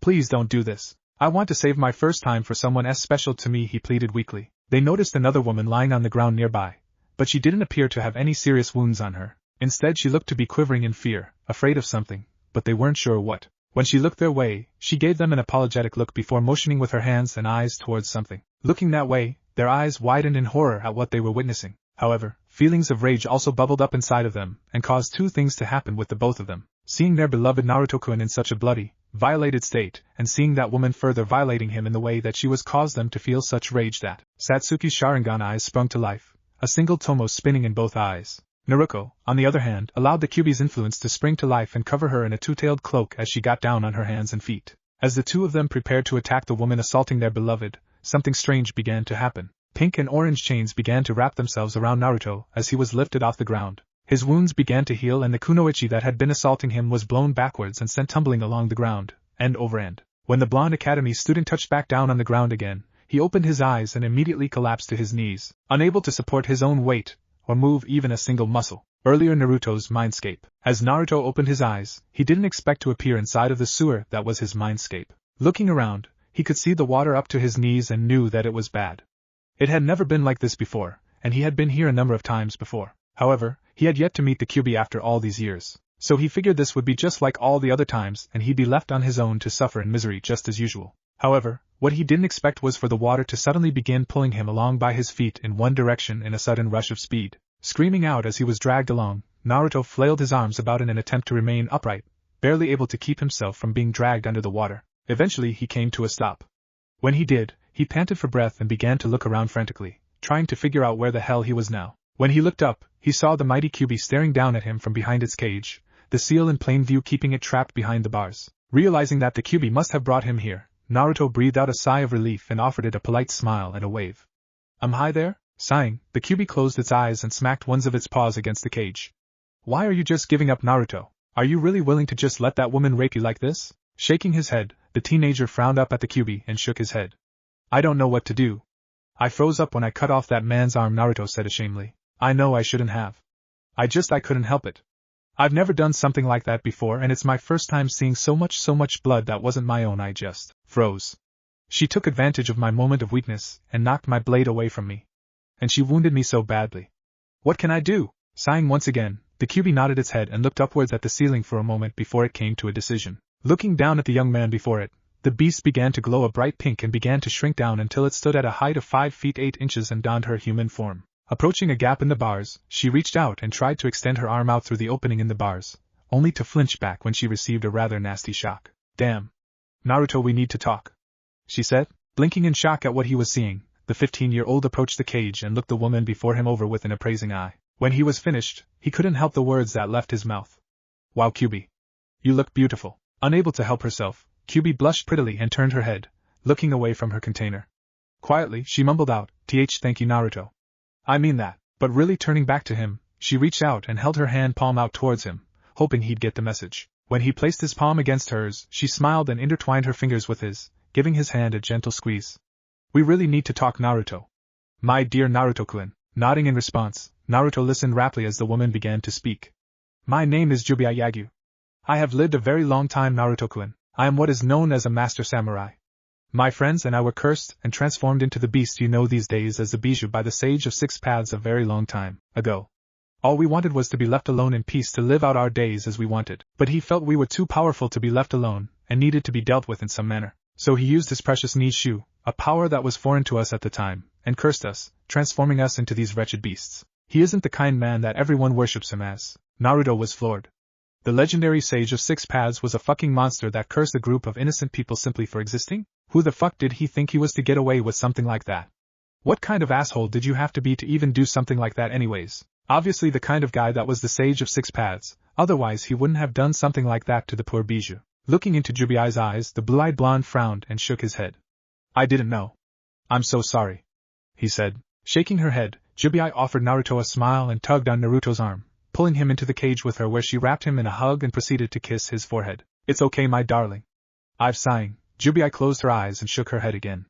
No, even after all this time, I can't say that I've forgiven him. My other half may have, but I still haven't. It's hard to forgive a man comes into your life and wrongs you just because you're different. Naruto nodded in understanding and hugged her just a bit tighter. Don't think about it. Why don't you tell me about your friends and this other half of yours? Wait, that can wait until later. I'm sure there's more important things you need to talk to me about first. Besides, I'm sure you have some kind of plan to help me out of my current situation, so I'm eager to hear you out, he said with a cheerful smile. The samurai woman nodded once and pulled Naruto tighter against her. You're right. There's simply no time to tell you about my friends right now. What you need to know right now is that the Sandame seal is siphoning my power. I can't help you so long as it remains in place. If you want me to help you, I need you to remove it and free me. I promise you, it won't hurt you. More importantly, I won't hurt you. You're my most precious person, Naruto-kun. I love you most dearly. You are my beloved Naruto-kun, and I'll cherish you until the end of time. Nodding once, Naruto stepped back from her and proceeded to the seal where he gripped it by the corner, and ripped it off in one quick, fluid motion. As soon as it was off, the door swung open and a great burst of power burst forth from the cage, washing over Naruto. As a result, he was forced to close his eyes and cover his face with his arms in an effort to not be bowled over by the immense force that was crashing over him. When the teenager lowered his arms and opened his eyes, the beautiful Jubia Yagyu was standing before him with a beautiful smile on her face with her dual katana held in both hands. Looking them both over, she soon looked into her beloved's eyes and she sheathed her weapons before grabbing Naruto's chin and tugging him close. What do you say we get me out of your mindscape and into the real world, HM? I want to make that bitch suffer for daring to lay a hand on you. That and I want to stake my claim on you. You're mine, Naruto-kun.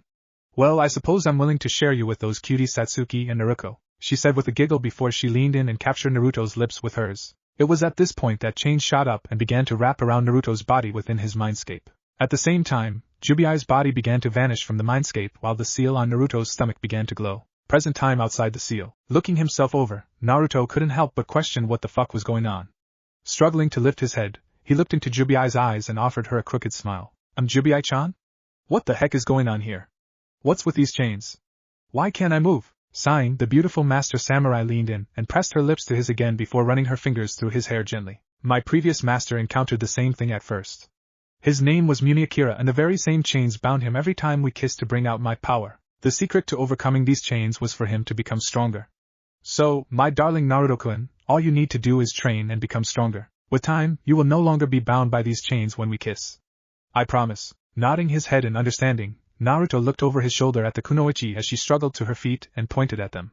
What the fuck is going on here? Who is she and why the fuck is she getting in my way? Sighing again, Jubia Yagyu rose to her feet and turned around to face the annoyance. My name is Jubia Yagyu and I am your soon-to-be executioner. After what you tried to do to my darling, you can't be allowed to live. With a twinkle in one of her golden eyes, Jubia placed her hands upon the hilts of her blades and, before the kunoichi could react, disappeared. In a blur of speed, Jubia was behind her and was already sheathing her katanas. Once they were fully sheathed, the kunoichi fell apart into 4 separate pieces, blood pooling on the ground where she fell. When Jubia turned to return to Naruto's side, she saw Satsuki and Naruko kneeling beside him, checking to make sure he was okay. After the chains receded and they were sure he was alright again, they turned to Jubia and pouted at her. Naruko spoke up to voice their thoughts. No fair whoever you are. Satsuki-chan and I wanted to do that. Giggling, Jubia nodded her head in understanding and reached out to pat Naruko on the cheek. I'm sure you could have too. However, it's been years since I've been able to stretch my legs and that bitch hurt my darling Naruto-kun. Seeing how the 2 girls were looking at her now, the redhead sighed and held up a hand before they could say anything. We can talk about it later. Right now you 3 need to get to class. Before anyone could say anything, a quartet of ANBU appeared surrounding them and the leader stepped forward with a hand on the hilt of his blade. I'm afraid you 4 aren't going anywhere. You're going to need to come with us. Wait. The remaining Chunin kunoichi shouted as she quickly rose to her feet. If you're taking them before the Hokage and the council, then please bring me along as well. I was witness to the entire thing. They'll need an unbiased account of everything that transpired here, she stated, hoping they would heed her words and bring her along. Nodding his head in understanding, the lead ANBU, a man with gravity-defying silver hair, turned to face her. Alright, we'll bring you along. Turning back to face Naruto, the ANBU captain wasn't sure how to feel about him exactly. On the one hand, this was Minato's child. But on the other, Minato clearly didn't care much about him. Now, as Minato's student, he could blindly follow in his sensei's footsteps and show just as much disdain for the boy. But, with a sigh, Kakashi reached out and ruffled Naruto's hair. Hopefully you have better luck today, Naruto-kun, he said with an unseen eye smile. Now let's get going. Chapter 3 The Genin Test. Mikoto had a scowl on her face as she stared across the table at her husband. Thankfully she only had to deal with him as his son, Sasuke, had gone on ahead to the academy earlier. She was also thankful to have her son, Itachi, at her side, otherwise she'd be feeling rather unnerved to be in the same room as her scumbag of a husband. As it was, she wanted to get this over with as soon as she could, so she pointed down at the papers sitting in front of him, and said a single word. Sighing, Fugaku glared into his wife's eyes and shook his head. You don't get to order me around, woman, he said harshly before looking down at the papers in front of him. What the hell is this anyways? What did you bring me? He questioned, clearly irritated at having his morning interrupted in such a manner. Pointing at the papers again, Mikoto closed her eyes and released a frustrated sigh. Fugaku, I want to be rid of you just as much as you want to be rid of me and Satsuki, so I'm filing for a divorce from you. If you would just sign the damn papers, we can get the hell away from each other and never have to bother with each other again. So reaching across the table, she grabbed Fugaku's pen and slapped it into his hand. Sign the papers and we can be rid of each other. Even better for you. I won't ever try to influence your precious son ever again either. Nodding his head in understanding, the Uchiha clan head clenched the pen tightly in his hand and signed the papers where it was required. Once he was finished, he shoved the papers back towards Mikoto and opened his mouth to speak, but he was beaten to the punch by his wife. And just so you know, I'm tired of having to listen to you speak. You may be the current clan head of the Uchiha, but you're nothing more than an asshole, Fugaku. If it wasn't for the fact you were such a selfish, stupid prick about the Sharingan, I'd move my family out of this wretched compound and somewhere better. You just aren't worthy of us. Snarling at this, Fugaku reacted to this outrage by reaching across to slap his wife, but she punched him square in the eye and knocked him flat on his back. Never try to hit me again, Fugaku, she commanded. Quickly shooting up onto his feet, the Uchiha clan head pointed towards the door with one hand while clutching at his wounded eye. That's it. You and your children are banished from the Uchiha clan from this point forward. Pack your things and get the hell out of my compound, he commanded. Mikoto remained calm and nodded once before looking to her son and motioned for him to follow her, as she collected the papers before the two of them left Fugaku's home. Afterwards, the two of them returned home and began to pack their things. As they did this, the Uchiha woman couldn't help but turn to Itachi and smirk. Well, I'd say that went very well, wouldn't you, dear? The raven-haired young man couldn't help but chuckle a bit as he looked his mother's way. Nodding once, he closed his eyes and spoke up in agreement. I agree. Your plan to get us kicked out worked perfectly. Now, hopefully, we can get Kushina-sama to agree to let us move in with her family like you planned. Giggling to herself, Mikoto went about packing up Satsuki's clothes and decided to reassure her son. Oh, she will. Kushina's estate is huge. There's more than enough room in her home for all of us. Besides that here, the beautiful onyx-eyed woman looked into her son's eyes and smirked. Kushina and I are like sisters. She wouldn't turn us away. Itachi could only nod in turn and continue packing up their belongings. He had nothing to say in response that would offer anything more to their conversation. Later, Ramen Ichiraku. As Mikoto and Itachi walked through the flaps of the Ramen Ichiraku stand, they were greeted merrily by Tochi and I.M. Ichiraku. Replying in kind, they took seats on either side of Kushina and smiled at her. If you were wondering where their belongings were, they were sealed away within a series of scrolls they were carrying inside of a bag that Itachi placed at his feet shortly after seating himself. What took you two so long? Kushina questioned as she turned on her stool to face Mikoto. I was getting tempted to order a bowl of ramen, and I've already eaten breakfast, she exclaimed. Letting out a tinkling laugh, the beautiful Mikoto placed one of her hands on Kushina's and squeezed it gently. Well, I tricked Fugaku into kicking us out of the Uchiha compound. Itachi-kun and I had to return home and pack up all of our things. Then we had to deliver the divorce papers to Hokage-sama, of course. And now, well, here we are. In other words, Mikoto giggled some more and pulled her friend into a tight hug. My divorce is finalized, Kushi-chan. I'm free of that rotten bastard. Smiling happily, Kushina hugged her friend just as tightly and planted a kiss on her cheek. I'm so happy for you. But wait, what her friend said registered in her mind and the redhead's eyes widened in realization. Where are you going to live now? She questioned. Frowning at her friend, Mikoto leaned back and flicked her in the nose. Why, Kushina, are you saying you won't take us into your home? Whatever could be wrong with you? Are you really willing to leave us out to rot on the street? You know we've got nowhere else to go. Blinking in sudden realization, the violet-eyed woman began to scratch the back of her head and laugh sheepishly. Oh, I didn't realize you wanted to move in with me. Well, I have no problem with that. Sure, let's go get you guys moved. Before Kushina could finish speaking, an ANBU agent appeared behind them and knelt down before them. I'm sorry to interrupt you three, but a council meeting has been called. It involves your children. I need you three to come with me. Seeing that the two mothers were about to speak up and say something in a panic, Itachi beat them to the punch and rose from his seat. We'll come, Mother Kushina-sama, we'll learn what happens soon. Right now, I want to see Satsuki-chan and make sure she's alright. That's the most important thing to me right now. It's the same for you too, right? Receiving nods in turn, the trio bid goodbye to the Ichiraku duo before they each disappeared in a body flicker to make their way to the council chambers. Council chambers. Appearing in the council chambers, Kushina and Mikoto immediately rushed to their children and threw their arms around them, hugging the three of them tight. Itachi, meanwhile, moved at a casual walk towards the group and offered them a tiny smirk. So, what happened? Naruto sighed and shook his head as he and his twin sister hugged his mother back. You'll find out soon, Itachi and I. Now that you three are here, I think the meeting's going to begin soon, he said as he pointed behind them. A cough was heard and the group looked to see Minato staring boredly down at them. When he saw he had their attention, the blue-eyed Hokage pointed towards an empty seat. Kushina, would you kindly take your seat please so we can begin? I'd like to get this meeting underway. A deep frown adorned Kushina's face, but she nodded in understanding. Kissing the cheeks of both of her children, she soon ventured to her seat and sat down. As soon as she was seated, Minato banged his gavel and looked sternly down at his estranged son. I've called this meeting because a short while ago, Naruto Uzumaki came under attack. Apparently releasing a sigh, Minato covered his eyes and shook his head. This is not an uncommon occurrence. However, there was something about this attack that was rather unique and I feel it needs to be addressed. But, Minato sighed again and looked at the red-haired woman standing at Naruto's side. We also need to discuss the punishment delivered to Naruto's assailants. Some might say it was a little extreme, but others could argue that it was justified. Kushina clenched her fists tight and gritted her teeth. Already, she wasn't liking what she was hearing, and upon looking down at her best friend, she could tell that Mikoto wasn't faring much better. She could only imagine just how bad this attack was on her little darling, and she hoped that he wouldn't be traumatized by such an event. But what made this even worse was the fact that this apparently wasn't even the first attack on him. He'd been attacked before and she didn't even know about it. What kind of mother was she? Jubia chose this moment to speak up as she folded her arms across her chest, pushing up her breasts in the process. Of course it was justified. Those who argue otherwise are fools.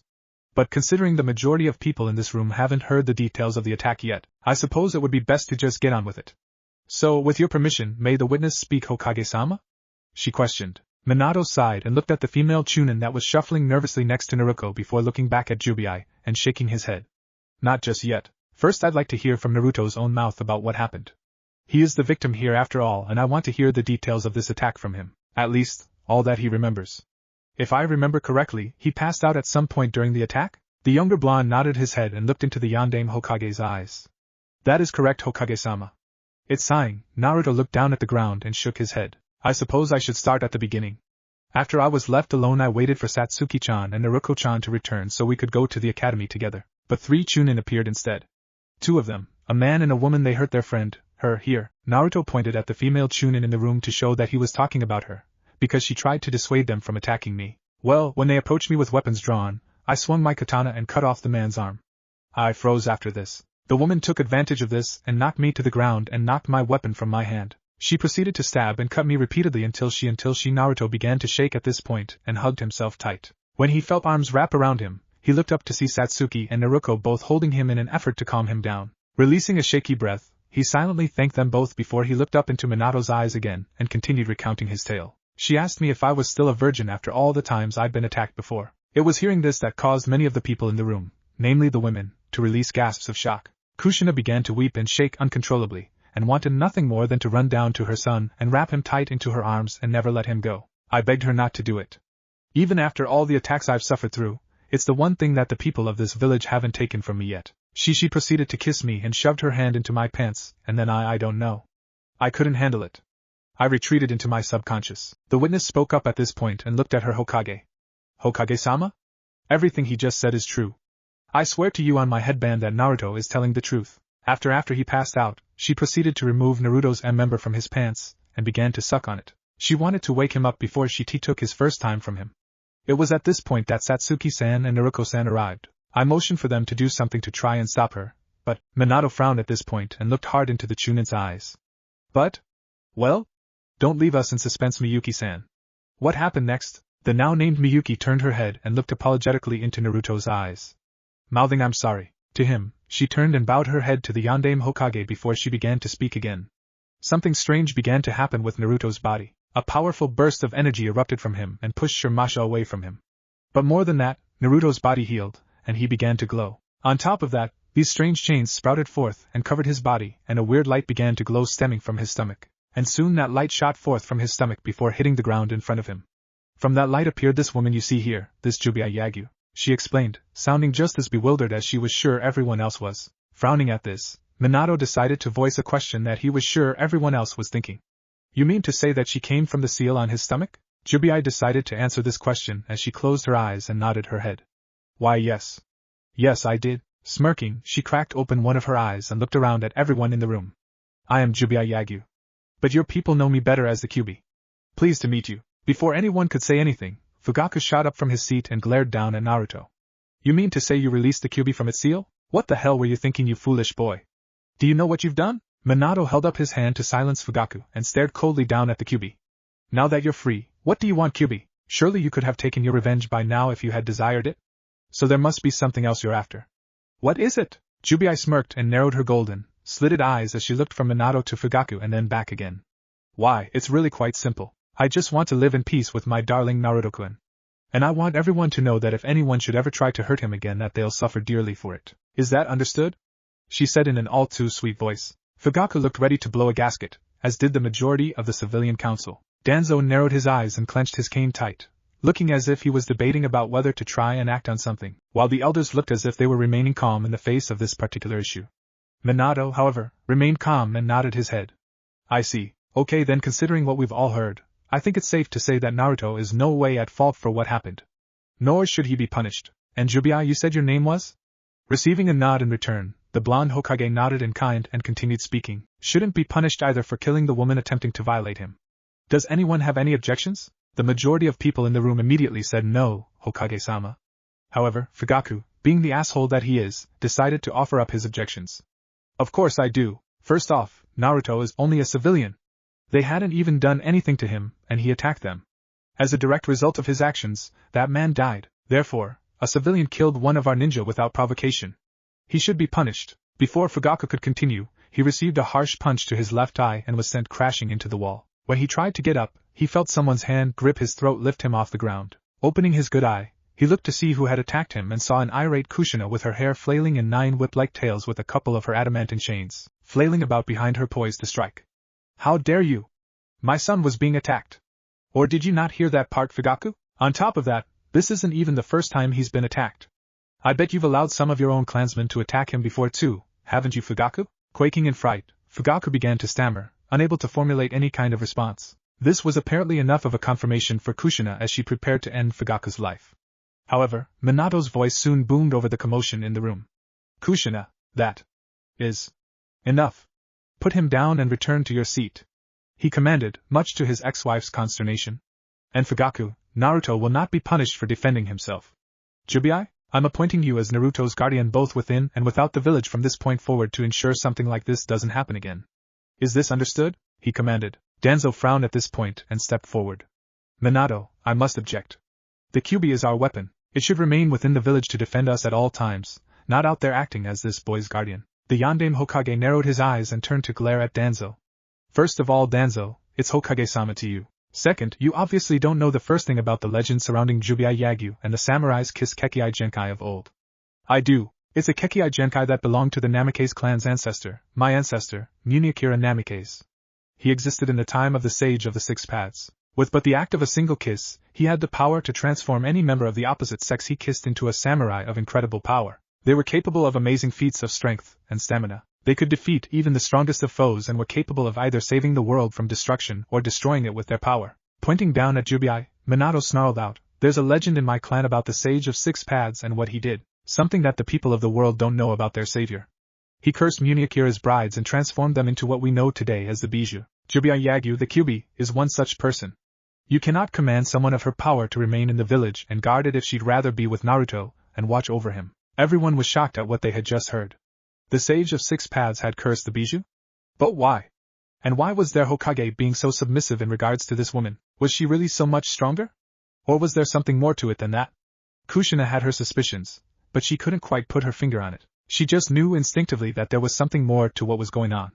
Looking at Mikoto and Itachi, she could see that they felt the same way. Jubei frowned at Minato, not at all liking that he had revealed such information to a creep like Danzo. But alas, the information was out and there was nothing she could do about it now. She would just have to deal with the backlash when it hit. For now, her primary concern was taking care of Naruto and making sure he stayed safe. Naruto frowned and looked around at everyone. So does this mean Naruto's not in trouble? She queried. Sighing, the blonde Hokage nodded at his daughter. Yes, Naruto. Naruto and Jubei are not in any trouble. You are all free to go. Actually, here snapping his fingers, Minato waited until an Anbu appeared next to him and began to whisper into her ear. Receiving a nod, he looked back at the three teenagers and motioned for them to leave. This Anbu will escort you three to the academy. Kushina, Mikoto, Itachi, Jubei, you four are free to join them if you want. This meeting is adjourned. He declared with a kind-hearted smile. Thanking the Hokage, Naruto and company left the council chambers and ventured outside where they soon began their trek towards the academy. As they walked, Kushina quickly hurried over to Naruto and pulled him close to her. Are you alright, sweetheart? I'm so sorry you had to go through all of that. I should never have left you alone. The whiskered blonde shook his head and hugged his mother back. It's not your fault, Mom. You couldn't have seen that coming, and it's not like I've ever told you about the attacks on me before. You were only freed from Minato's influence yesterday after all, so there was no way you could have known. Naruto quickly grasped her twin brother's other arm and hugged on tight. I'm so sorry you've had to go through all of that, Naruto-kun. You should never have had to suffer so much. Naruto would have said something, but Jubei pointed ahead and spoke up before he could. Enough. We're here. You can talk about this later. For now, you should focus on school, she said sternly. Looking ahead, the group realized she was right, but Kushina looked into Jubei's eyes and frowned at her. Fine. But we will be discussing this later. All of us. You included, Jubei-san, she said, shrugging her shoulders. Jubei walked inside with everyone else and offered Kushina a smirk. Fine with me. I have no problems with that. Once they reached the classroom door, the ANBU knocked on the door to get Irika's attention. When she had it, the ANBU agent opened the door and stepped inside, motioning for her entourage to follow her. Approaching the teacher, she whispered to Irika the message that Minato instructed her to give to him before she turned to her charges and bowed to them. Farewell, everyone. Do have a good day, she said before vanishing in a body flicker technique. After she was gone, Irika stepped up to Naruto and looked him over before offering him a kind-hearted smile. I'm glad you're alright, Naruto. I'd give you a hug, but with your mother and sister clinging to you like that, I kind of can't, he said with a chuckle. Naruto smiled and was about to say something. However, the class soon began to get riled up and began to question what the heck was going on. So Irika, using his big head technique, shut them all up and began to explain. Due to some unforeseen circumstances that I'm not at liberty to share, Naruto, Naruko, and Satsuki are not in any trouble for being late. They've had an eventful morning and that is all I'm permitted to say. Please don't ask any questions. Thank you. Sasuke scoffed at this and looked out the window he was sitting by, clearly put off by this. Obviously, they were being shown special favor for some reason and he didn't like it, but there was nothing he could do. Kiba, on the other hand, was far more vocal. The hell? That's bullshit, and you know it, Teach. You have to tell us something. A fucking ANBU brought them to class.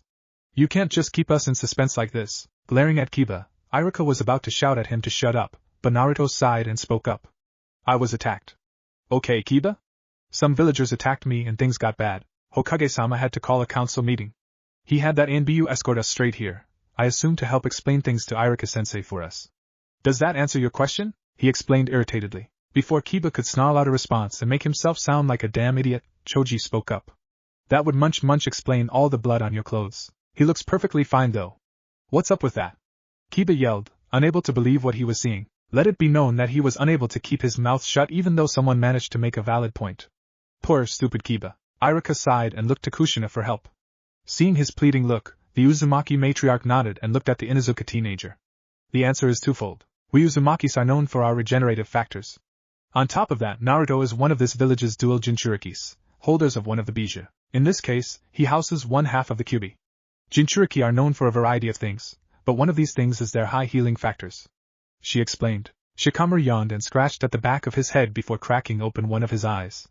We already learned that a while ago. I just don't think he was paying any attention that day, Uzumaki-sama. He explained tiredly, nodding her head in understanding. The lovely redhead would have said something, but Iruka beat her to the punch. It's true.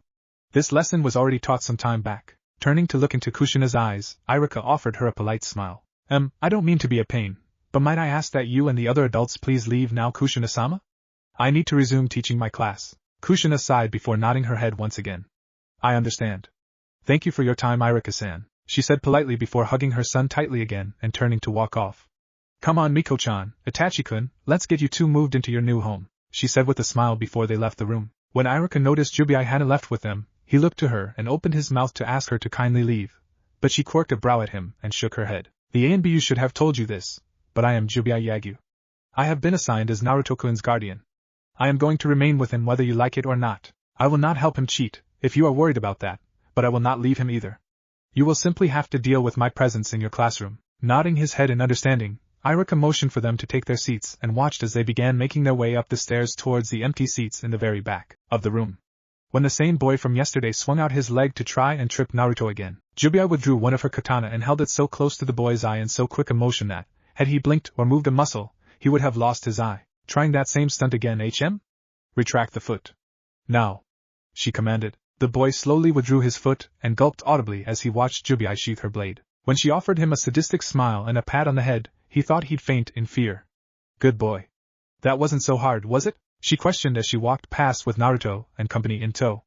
What everyone heard next was the distinct sound of urine dripping to the floor underneath him. Iruka sighed and shook his head. Tommy, go clean yourself up.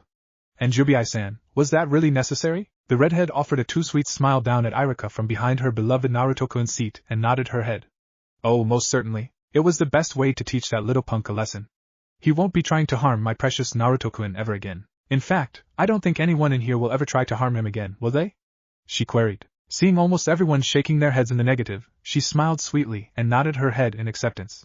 See? She asked happily, though, looking at Sasuke and Kiba, she decided she'd need to keep an eye on those two, as they were the only ones who didn't nod along in agreement to leave her beloved alone. The little bastards. The Chunin instructor could only sigh and nod his head resignedly. I suppose. He agreed reluctantly. But that's going to be such a pain for our custodian to clean out, Iruka griped. Oh well. Guess it's not my problem, he said with a chuckle. A few hours later, Uzumaki Estate. Well, that's the last of it, Kushina said before standing upright again and clapping her hands twice. I bet Satsuki-chan's going to be happy as can be to be sleeping next door to Naruko-chan. Mikoto giggled and shook her head. I wouldn't be too sure. She might be upset that she isn't sleeping next door to her precious Naruko and my little Satsuki-chan has such a crush on him. It's so adorable. The Uchiha woman explained with a smile on her face. Giggling herself, Kushina couldn't help but nod in agreement. I wouldn't be surprised if she sneaks into his room to cuddle at night, she said. I doubt he'll mind. He's such a sweet boy. That he is. The onyx-eyed Uchiha woman agreed. After a moment, however, she released a sigh and shook her head. However, I can't help but worry about him. I mean, Kushina nodded and motioned for her sister in all but blood to follow her, as she made her way downstairs to the living room where she took a seat upon the couch. Once they were both seated, she looked at Mikoto and frowned. We don't know anything about this Jubia woman. On top of that, Minato was acting rather suspicious. I don't know what he's up to. After all he's done to us, and especially to Naruto, for him to suddenly act that kind just raises all kinds of alarm bells. Something doesn't feel right and I'm scared for my son. Mikoto nodded. Agreed. But I'm more worried about what Danzo's going to do. Minato revealed some rather sensitive information regarding Jubia, and knowing that rotten old warhawk, he's going to try something soon. Like it or not, she's connected to your son, and she seems attached to him. I'd rather not let that rotten bastard get to her. Before Kushina could say anything, Itachi entered the room and spoke up. Knowing Danzo, he's going to try and get Jubia under his control somehow. She is, after all, the QB, and he won't give her up so easily, no matter what Minato says. Both women sighed at this and nodded their heads. We'll have to warn her then. I'd rather not let Danzo have his way if I can help it, Kushina said. As for Minato, before they could continue their conversation, they heard a knock at the front door. Blinking in shock, the red-headed beauty rose from the couch and approached it cautiously. Opening it slowly, she looked at the person standing there with wide eyes in shock. Jinro Dano? What brings you here? She questioned the Namake's clan head. Jinro Namake's was a tall man standing at the height of 6 feet 4 inches. He had pale blonde hair with one electric blue eye and one a milky white. The reason for this was due to an old war injury he had sustained, thus leaving a long, jagged scar through his left brow down through his eye and down to the tip of his nose, leaving him blind in that eye. He had earned many commendations for his heroic deeds during the Third Shinobi War, and was renowned throughout the elemental nations by the moniker Lightspeed Jinro. The Namake's clan head was silent for a time as he stared into Kushina's eyes. It was almost as if he was studying her for some reason unknown to her, and it was making her feel rather uncomfortable the longer he stared at her. When he finally began to speak, she felt like releasing a sigh of relief. Kushina Dano, we need to talk. It's about your son and Jubia-sama. May I please come in? Worry clutched at the Uzumaki matriarch's heart as she heard these words come from the Namake's mouth, but she kept her cool and nodded slowly. Stepping aside, she motioned for Jinro to enter. Yes, please come in. I'll prepare some tea and then we can talk, she said. Thank you, Jinro said before stepping inside Kushina's home, listening as she shut the door behind them. I wouldn't be disturbing you if this wasn't of the utmost importance, but I fear your son is in grave danger. Needless to say, these were not the words that Kushina wanted to hear. Meanwhile at the academy, it was lunchtime at the academy and the students were outside, huddled in their own groups and chatting away with one another happily. Naruto would be with his girlfriends, but Satsuki and Naruto had taken Jubia off to have a little chat about something. So, once again, he was on his own. As he dug into his meal, he couldn't help but notice someone watching him out of the corner of his eye. Turning his head to look their way, he saw a girl with lovely brown hair holding a sketchpad looking at him while sketching away. When she saw him looking at her, she offered him a smile and a wave before she resumed working. If he remembered correctly, this girl was called Yakumo Kurama. Even if only to himself, he had to admit that she was a gorgeous young woman. Offering her a smile in return, he waved at her before resuming his meal. He would have gone over to say hello to her, but he didn't want to ruin her sketch by moving. Hopefully she'd allow him to have a look at it later. With Satsuki, Naruto, and Jubia. Alright, here's the deal, Jubia-san. You may be the all-powerful Kyuubi and a master samurai, but I was with Naruto first, and I want you to know something, Satsuki said, glaring into the Kyuubi's golden eyes. I'm sharing him with Naruto, but we don't know anything about you. You can't just have him without us knowing anything about you or approving of you first. On top of that, I get his first time and he marries me first. Is that understood? Naruto piped up at this point. I'm second, she declared with a giddy smile on her face. If we approve of you being with him, you can be third if you want, but we need to get to know you first before we approve of you being with him. Understand? The red-headed woman smirked and looked between the two of them silently for a few moments before she began to laugh. You two sure have guts to speak to me like that, but I like that.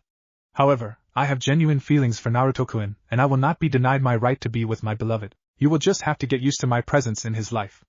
However, to make things easier, I will answer any questions you have about me with complete honesty. You are the only ones I will extend this offer to, as you will be my sister brides in the future. I would like to get to know the two of you better as well, if that is permissible. The two 15-year-olds looked into each other's eyes and silently debated with one another via their eyes before nodding as one. Looking back into Jubia's slitted eyes, Naruto spoke up in response. I suppose that's fair. My first question is this, what made you fall in love with my brother? Quirking a brow, the red-headed Jubia barked out a laugh before she closed her eyes and responded. I've been with him since his birth, Naruto-chan. It wasn't an immediate love, but one that happened over time.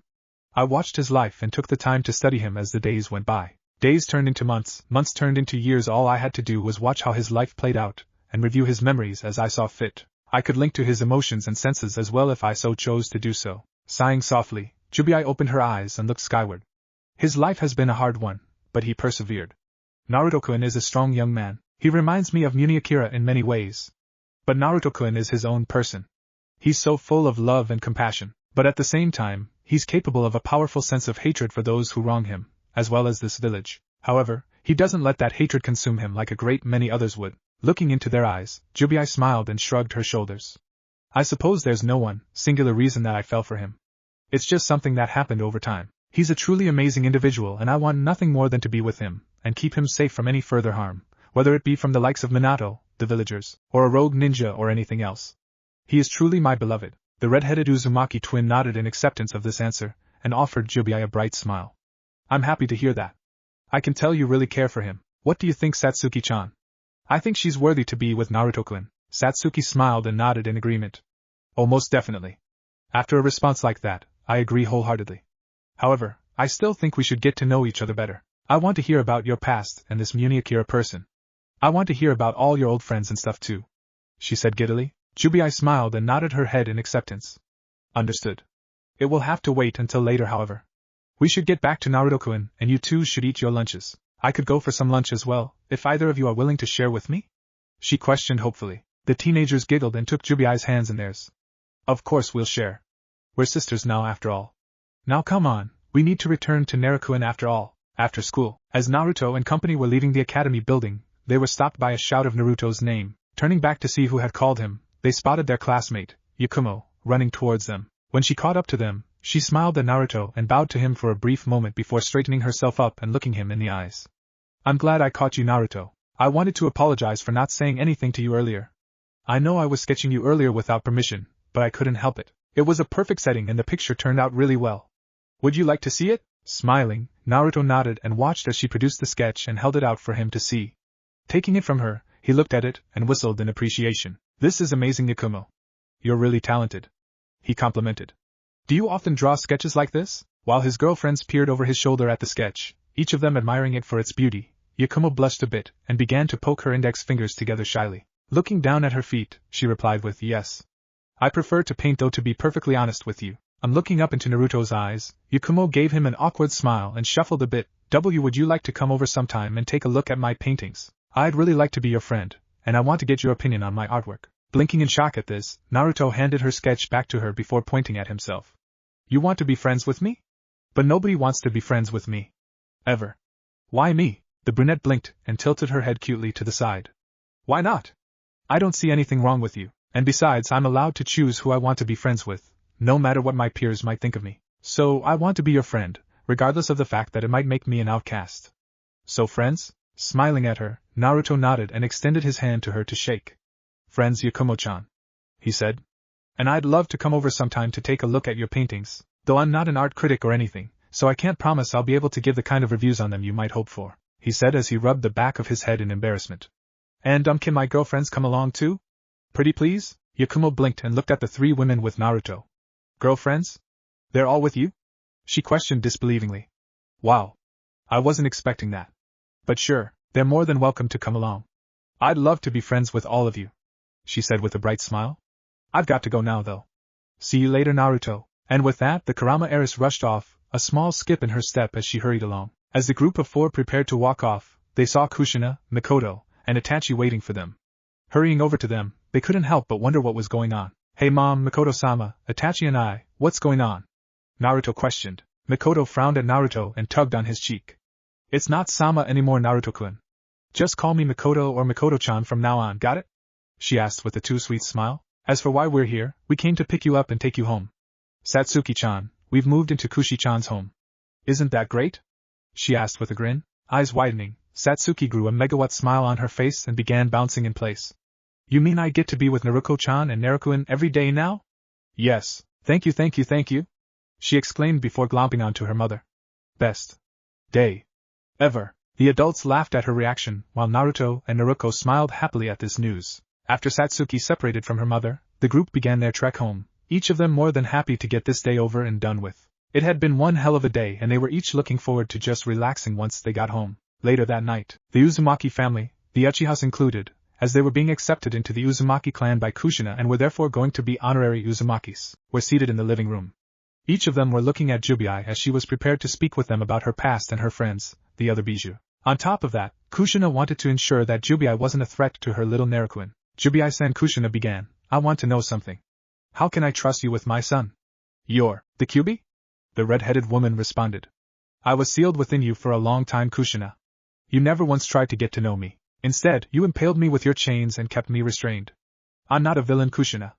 I'm a victim of circumstance and of evil men. If you had just taken the time to get to know me as a person, we could have become friends. I wish you had just trusted in me instead of believing every negative thing you had heard about Weebija. Flinching at this, the violet-eyed Uzumaki woman glanced down at her hands that were folded neatly in her lap and she began to fidget nervously. Sorry, Jubia-san. After everything I had heard, and after everything Mito-sama said to me, I guess it never crossed my mind that you could be anything besides a mindless beast. I'm really sorry. Jubia sighed and shook her head. Mito never tried to talk with me either. She sealed me within her after Madara Uchiha took control of me with that blasted Sharingan of his and didn't bother with me after that. It was a truly frustrating experience being trapped within that woman for most of her life with nothing to do. I didn't even have access to her senses or memories like I did with Naruto-kun. And before you ask, yes, I genuinely love Naruto-kun. You won't keep us apart, Kushina, she said with a glare directed Kushina's way. Before her mother could say anything in response, Naruko spoke up. Mom, she's telling the truth. Besides, Satsuki-chan and I already agreed to accept her in Naruto-kun's life, so don't try to argue against it, she said sternly. Sighing softly, Kushina nodded slowly before offering a small smile to Jubia. I understand. Fine then, I'll accept you into my son's life. But I want to know more about you, Jubia-san. Can you tell us about your past? How did you become a Bija? What were your friends like? I'm really curious to learn more about your history. The golden-eyed woman closed her eyes and sighed softly as she leaned back in her comfy chair. As you know by now, my friends and I lived in the time of the Sage of Six Paths. I was the first of Muniakira Namake's brides, but I was not the most powerful. There were 10 of us, each of us happy as can be to just be with our beloved. There was one that was just slightly more powerful than I was, my sister, Jizen Yagyu. Sighing softly, Jubia looked around at everyone and offered a small smile. Thanks to Muniakira's gift, his Kekkei genkai, we each became powerful enough to either save the world or destroy it. But in truth we only wanted to be left alone so we could live our days in peace with our beloved. We were so happy together with Muniakira. When we had our children with him, those were the happiest days of our lives. But then he came and ruined everything, she exclaimed angrily. Clenching her fists, the redhead shut her eyes tight as tears began to trickle down her face. The Sage of Six Paths had heard about us and felt we were too dangerous to be left alone. He wouldn't listen to us. We just wanted peace. We just wanted peace, but he used his Nishu to curse us and turn us into beasts. 10 Bija he turned us into monsters, and on top of that, in order to make sure Muniakira couldn't create more samurai girls, he murdered him in cold blood. Our precious husband. We couldn't do anything to stop him. The curse prevented us from harming him. Jubia began to sob, unable to control herself. When she felt arms encircling her, she opened her eyes and looked to see Naruto, Satsuki, and Naruko holding her. The adults in the room were looking at her in sympathy and she couldn't help but give a watery smile and mouth thank you to each of them. When the master samurai had finally calmed down, she wiped at her eyes and nodded to her beloved and his girlfriends. Thank you? I'll be okay now, she said. After they took their seats once again, she continued with her tale. Yukimura became the Ichibi. Charles became the Nibi. Matabe became the Sambai. Sasuke, the monkey girl, became the Yanbi. Keiji became the Gobi. Hanzo became the Rokubi. Kanetsugu became the Nanabai. Sin became the Hachibi. As you already know, I became the Kyubi. And finally, my sister Jizen became the Jubi, she explained. Unfortunately, due to the power my sister wielded, that blasted sage transformed her into a statue and sealed her away. We didn't know how to free her. On top of that, we couldn't figure out a way to cure ourselves of our curse. It didn't help that the sage was practically worshipped as a hero by the people of the elemental nations when in truth he was nothing but a damned monster, she groused. Sighing, she looked down and shook her head. My sister wives and I stayed together for a long time, but then clenching her eyes shut tight, her hands balled into fists, and she began to growl angrily. Madara Uchiha took control of me with his blasted Sharingan, and used me to battle Hashirama. After Mito sealed me, Hashirama captured my sister wives and gave them away to the other villages. He split them up. Hashirama ruined their lives even more. I cannot forgive him for that. Satsuki frowned at this and shook her head.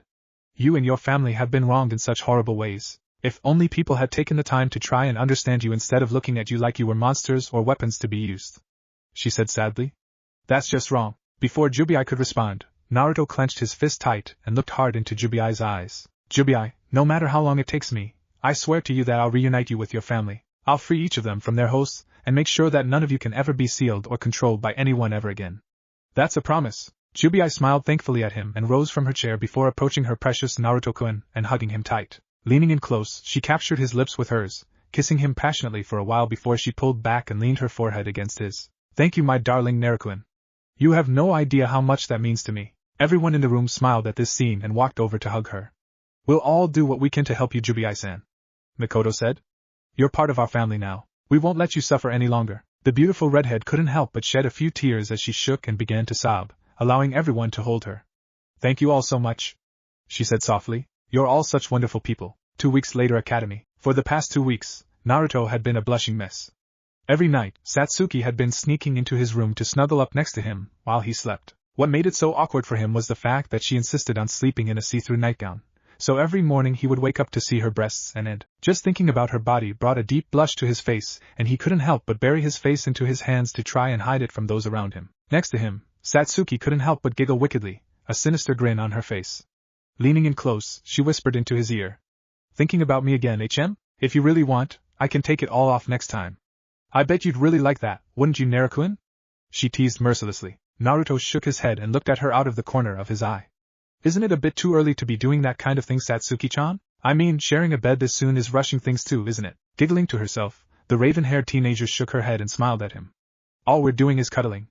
We haven't even gone on any dates yet, you silly baka. I'm not about to go that far with you until we've gotten to know each other better. Leaning in, she rubbed her nose against his before kissing him sweetly on the lips. When she moved back, she winked at him. You'd better take me on a date soon though, mister. I'm getting tired of waiting. Naruto giggled from her spot on Naruto's other side and smirked at her best friend.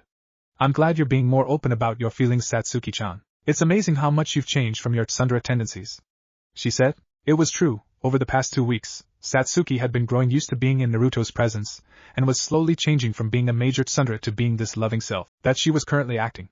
However, there were still times where she reverted to her tsundere tendencies, but those moments were rare and Naruto was, thankfully, starting to understand her tsundere speak. Before the Uchiha teenager could say anything, Iruka entered the classroom and demanded that everyone shut up and pay attention. Once he had everyone's attention, the Chunin instructor began to speak. As you well know, today is the day of your genin test. This test will determine which among you is capable of graduating to become ninja of Konohagakure. The test consists of multiple parts. A written test is first, followed by testing your kunai and shuriken jutsu. Afterwards, we will test your taijutsu. Following that will be a test to see if you can do the basic Academy 3 techniques. The clone technique, replacement technique, and transformation technique. The final mandatory test will be to prove you can break out of a genjutsu. Afterwards, for extra credit, you may show any extra techniques you may know, he explained before he began to pass out the written tests. When they were instructed to begin, Naruto took a look at his test and frowned. Each of the questions looked to be far too easy. As he began to fill in the answers, he glanced to his sides discreetly and saw that Satsuki and Naruto were scowling as well at how easy this test was. It was ridiculous. If this was the test, then the standards for the academy had gone way downhill in peacetime. After finishing with the test, he and his girlfriends walked down the stairs and turned their test papers in before returning to their usual seats in the top row. Each of them had a frown on their face as they thought about the genin test. The basic 3 jutsu and this pathetic written test were just too easy to get down. Depending on what the next 2 tests were like, their suspicions about this test might be proven correct, or they'd conclude that they were overthinking things. But looking into each other's eyes, they each realized that they were thinking the same thing. There would be another test after this one, likely given by whoever their Jonin senseis turned out to be. Later shuriken jutsu test. As the trio waited for their turns, they conversed amongst each other, with Jubia sitting amongst them, about their suspicions. After a moment, Yakumo walked over to join them, soon joining them in their conversation. What are you four talking about? Anything interesting?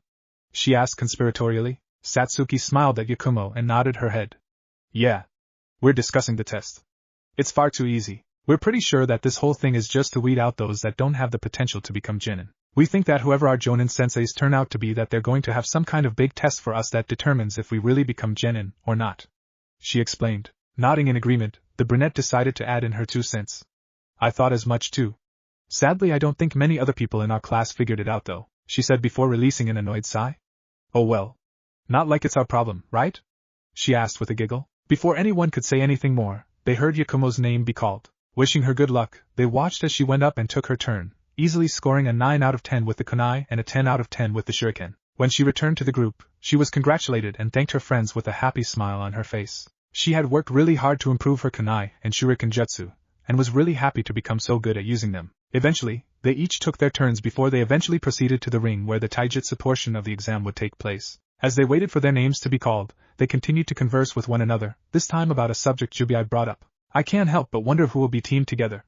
I want you to end up on a team with one another, but there's no telling who will end up with who, unfortunately, she said with a frown. Naruto frowned and clung on to her brother.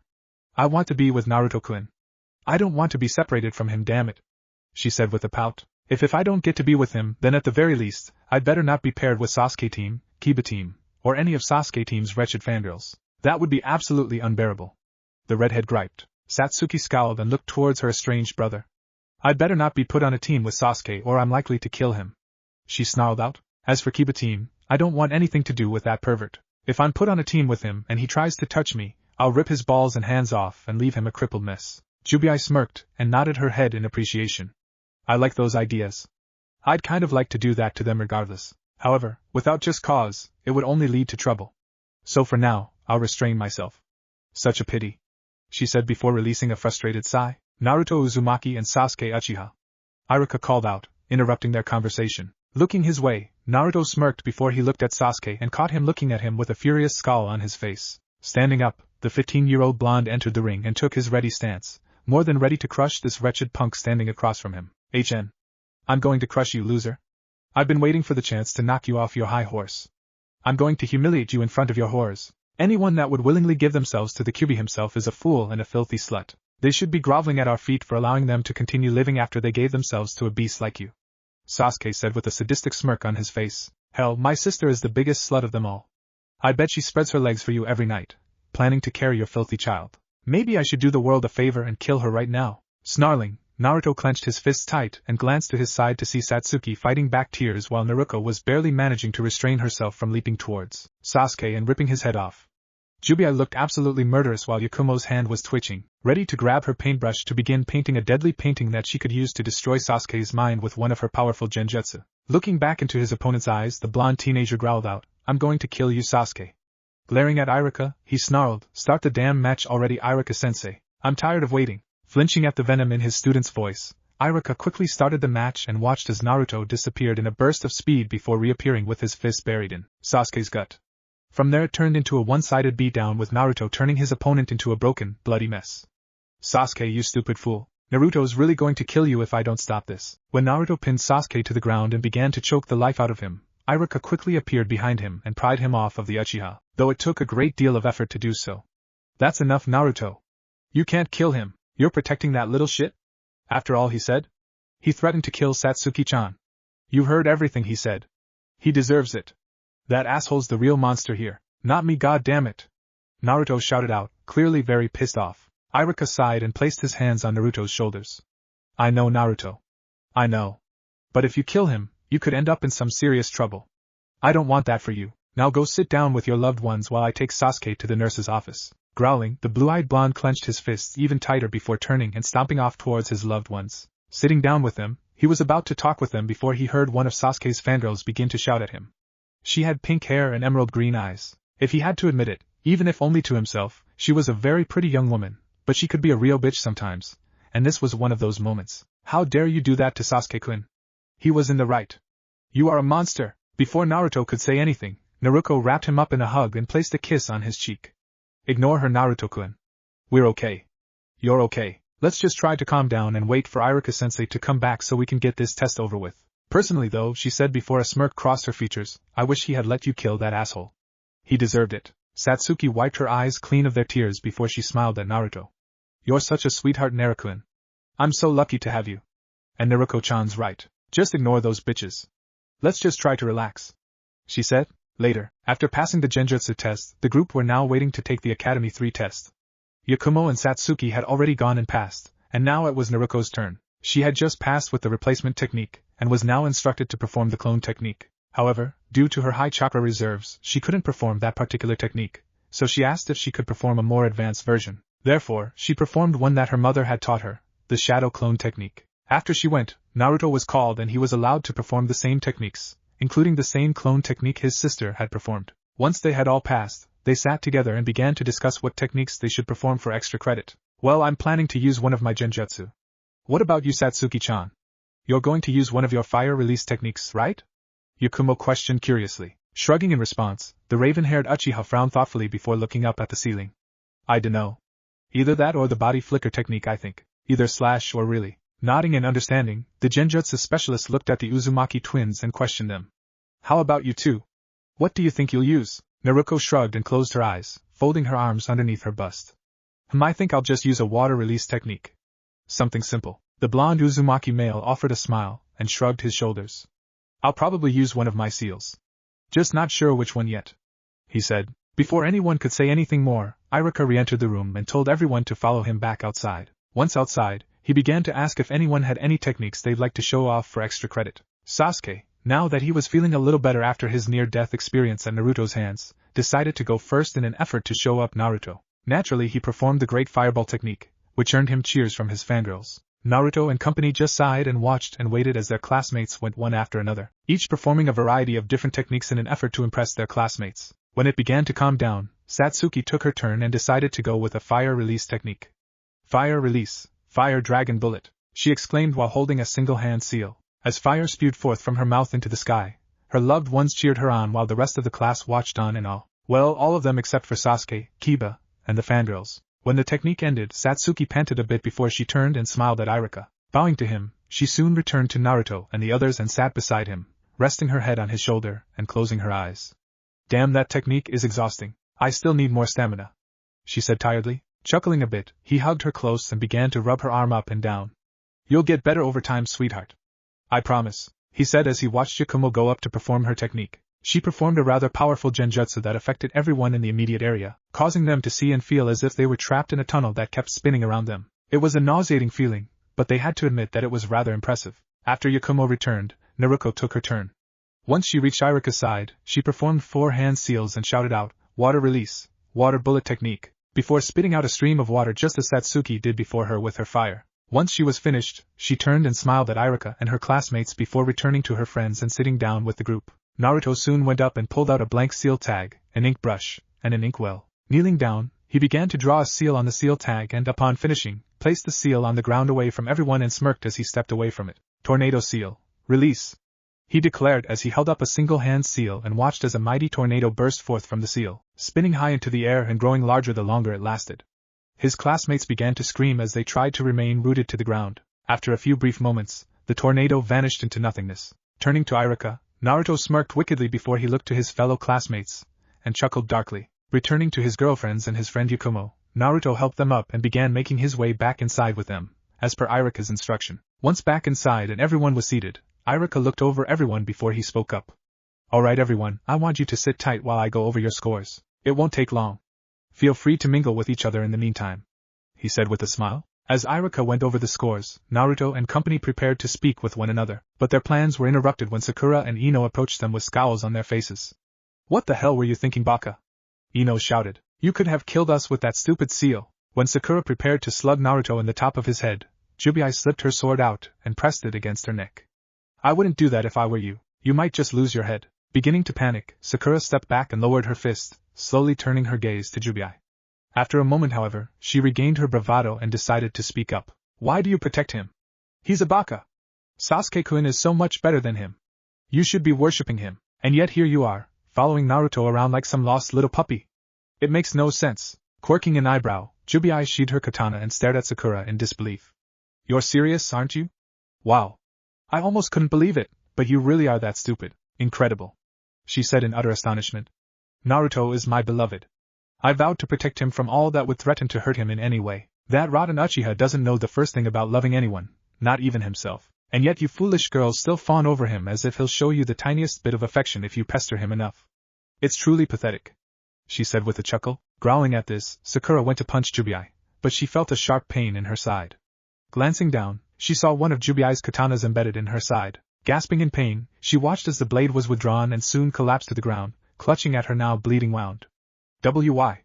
What did I do? Naruto sighed and shook his head. Personally? I'd say your crime was existing.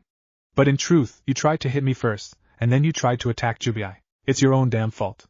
You should probably get to the hospital before you bleed out, he said with a shrug. Down at the front of the classroom, Irika sighed and shook his head in frustration. Damn it. I'll be right back, he said with a groan before he hurried and took Sakura into his arms before disappearing with her to take her to the hospital. Ino glared at Jubia and spoke up. How dare you do that to Sakura? You're a monster, she declared angrily. Naruto sighed and shook his head. Just go away, Ino. You aren't welcome here, he said before waving his hand in the shushu motion. Scowling at him, the blonde girl was about to say more, but she was beaten to the punch by Satsuki. You heard him, Ino.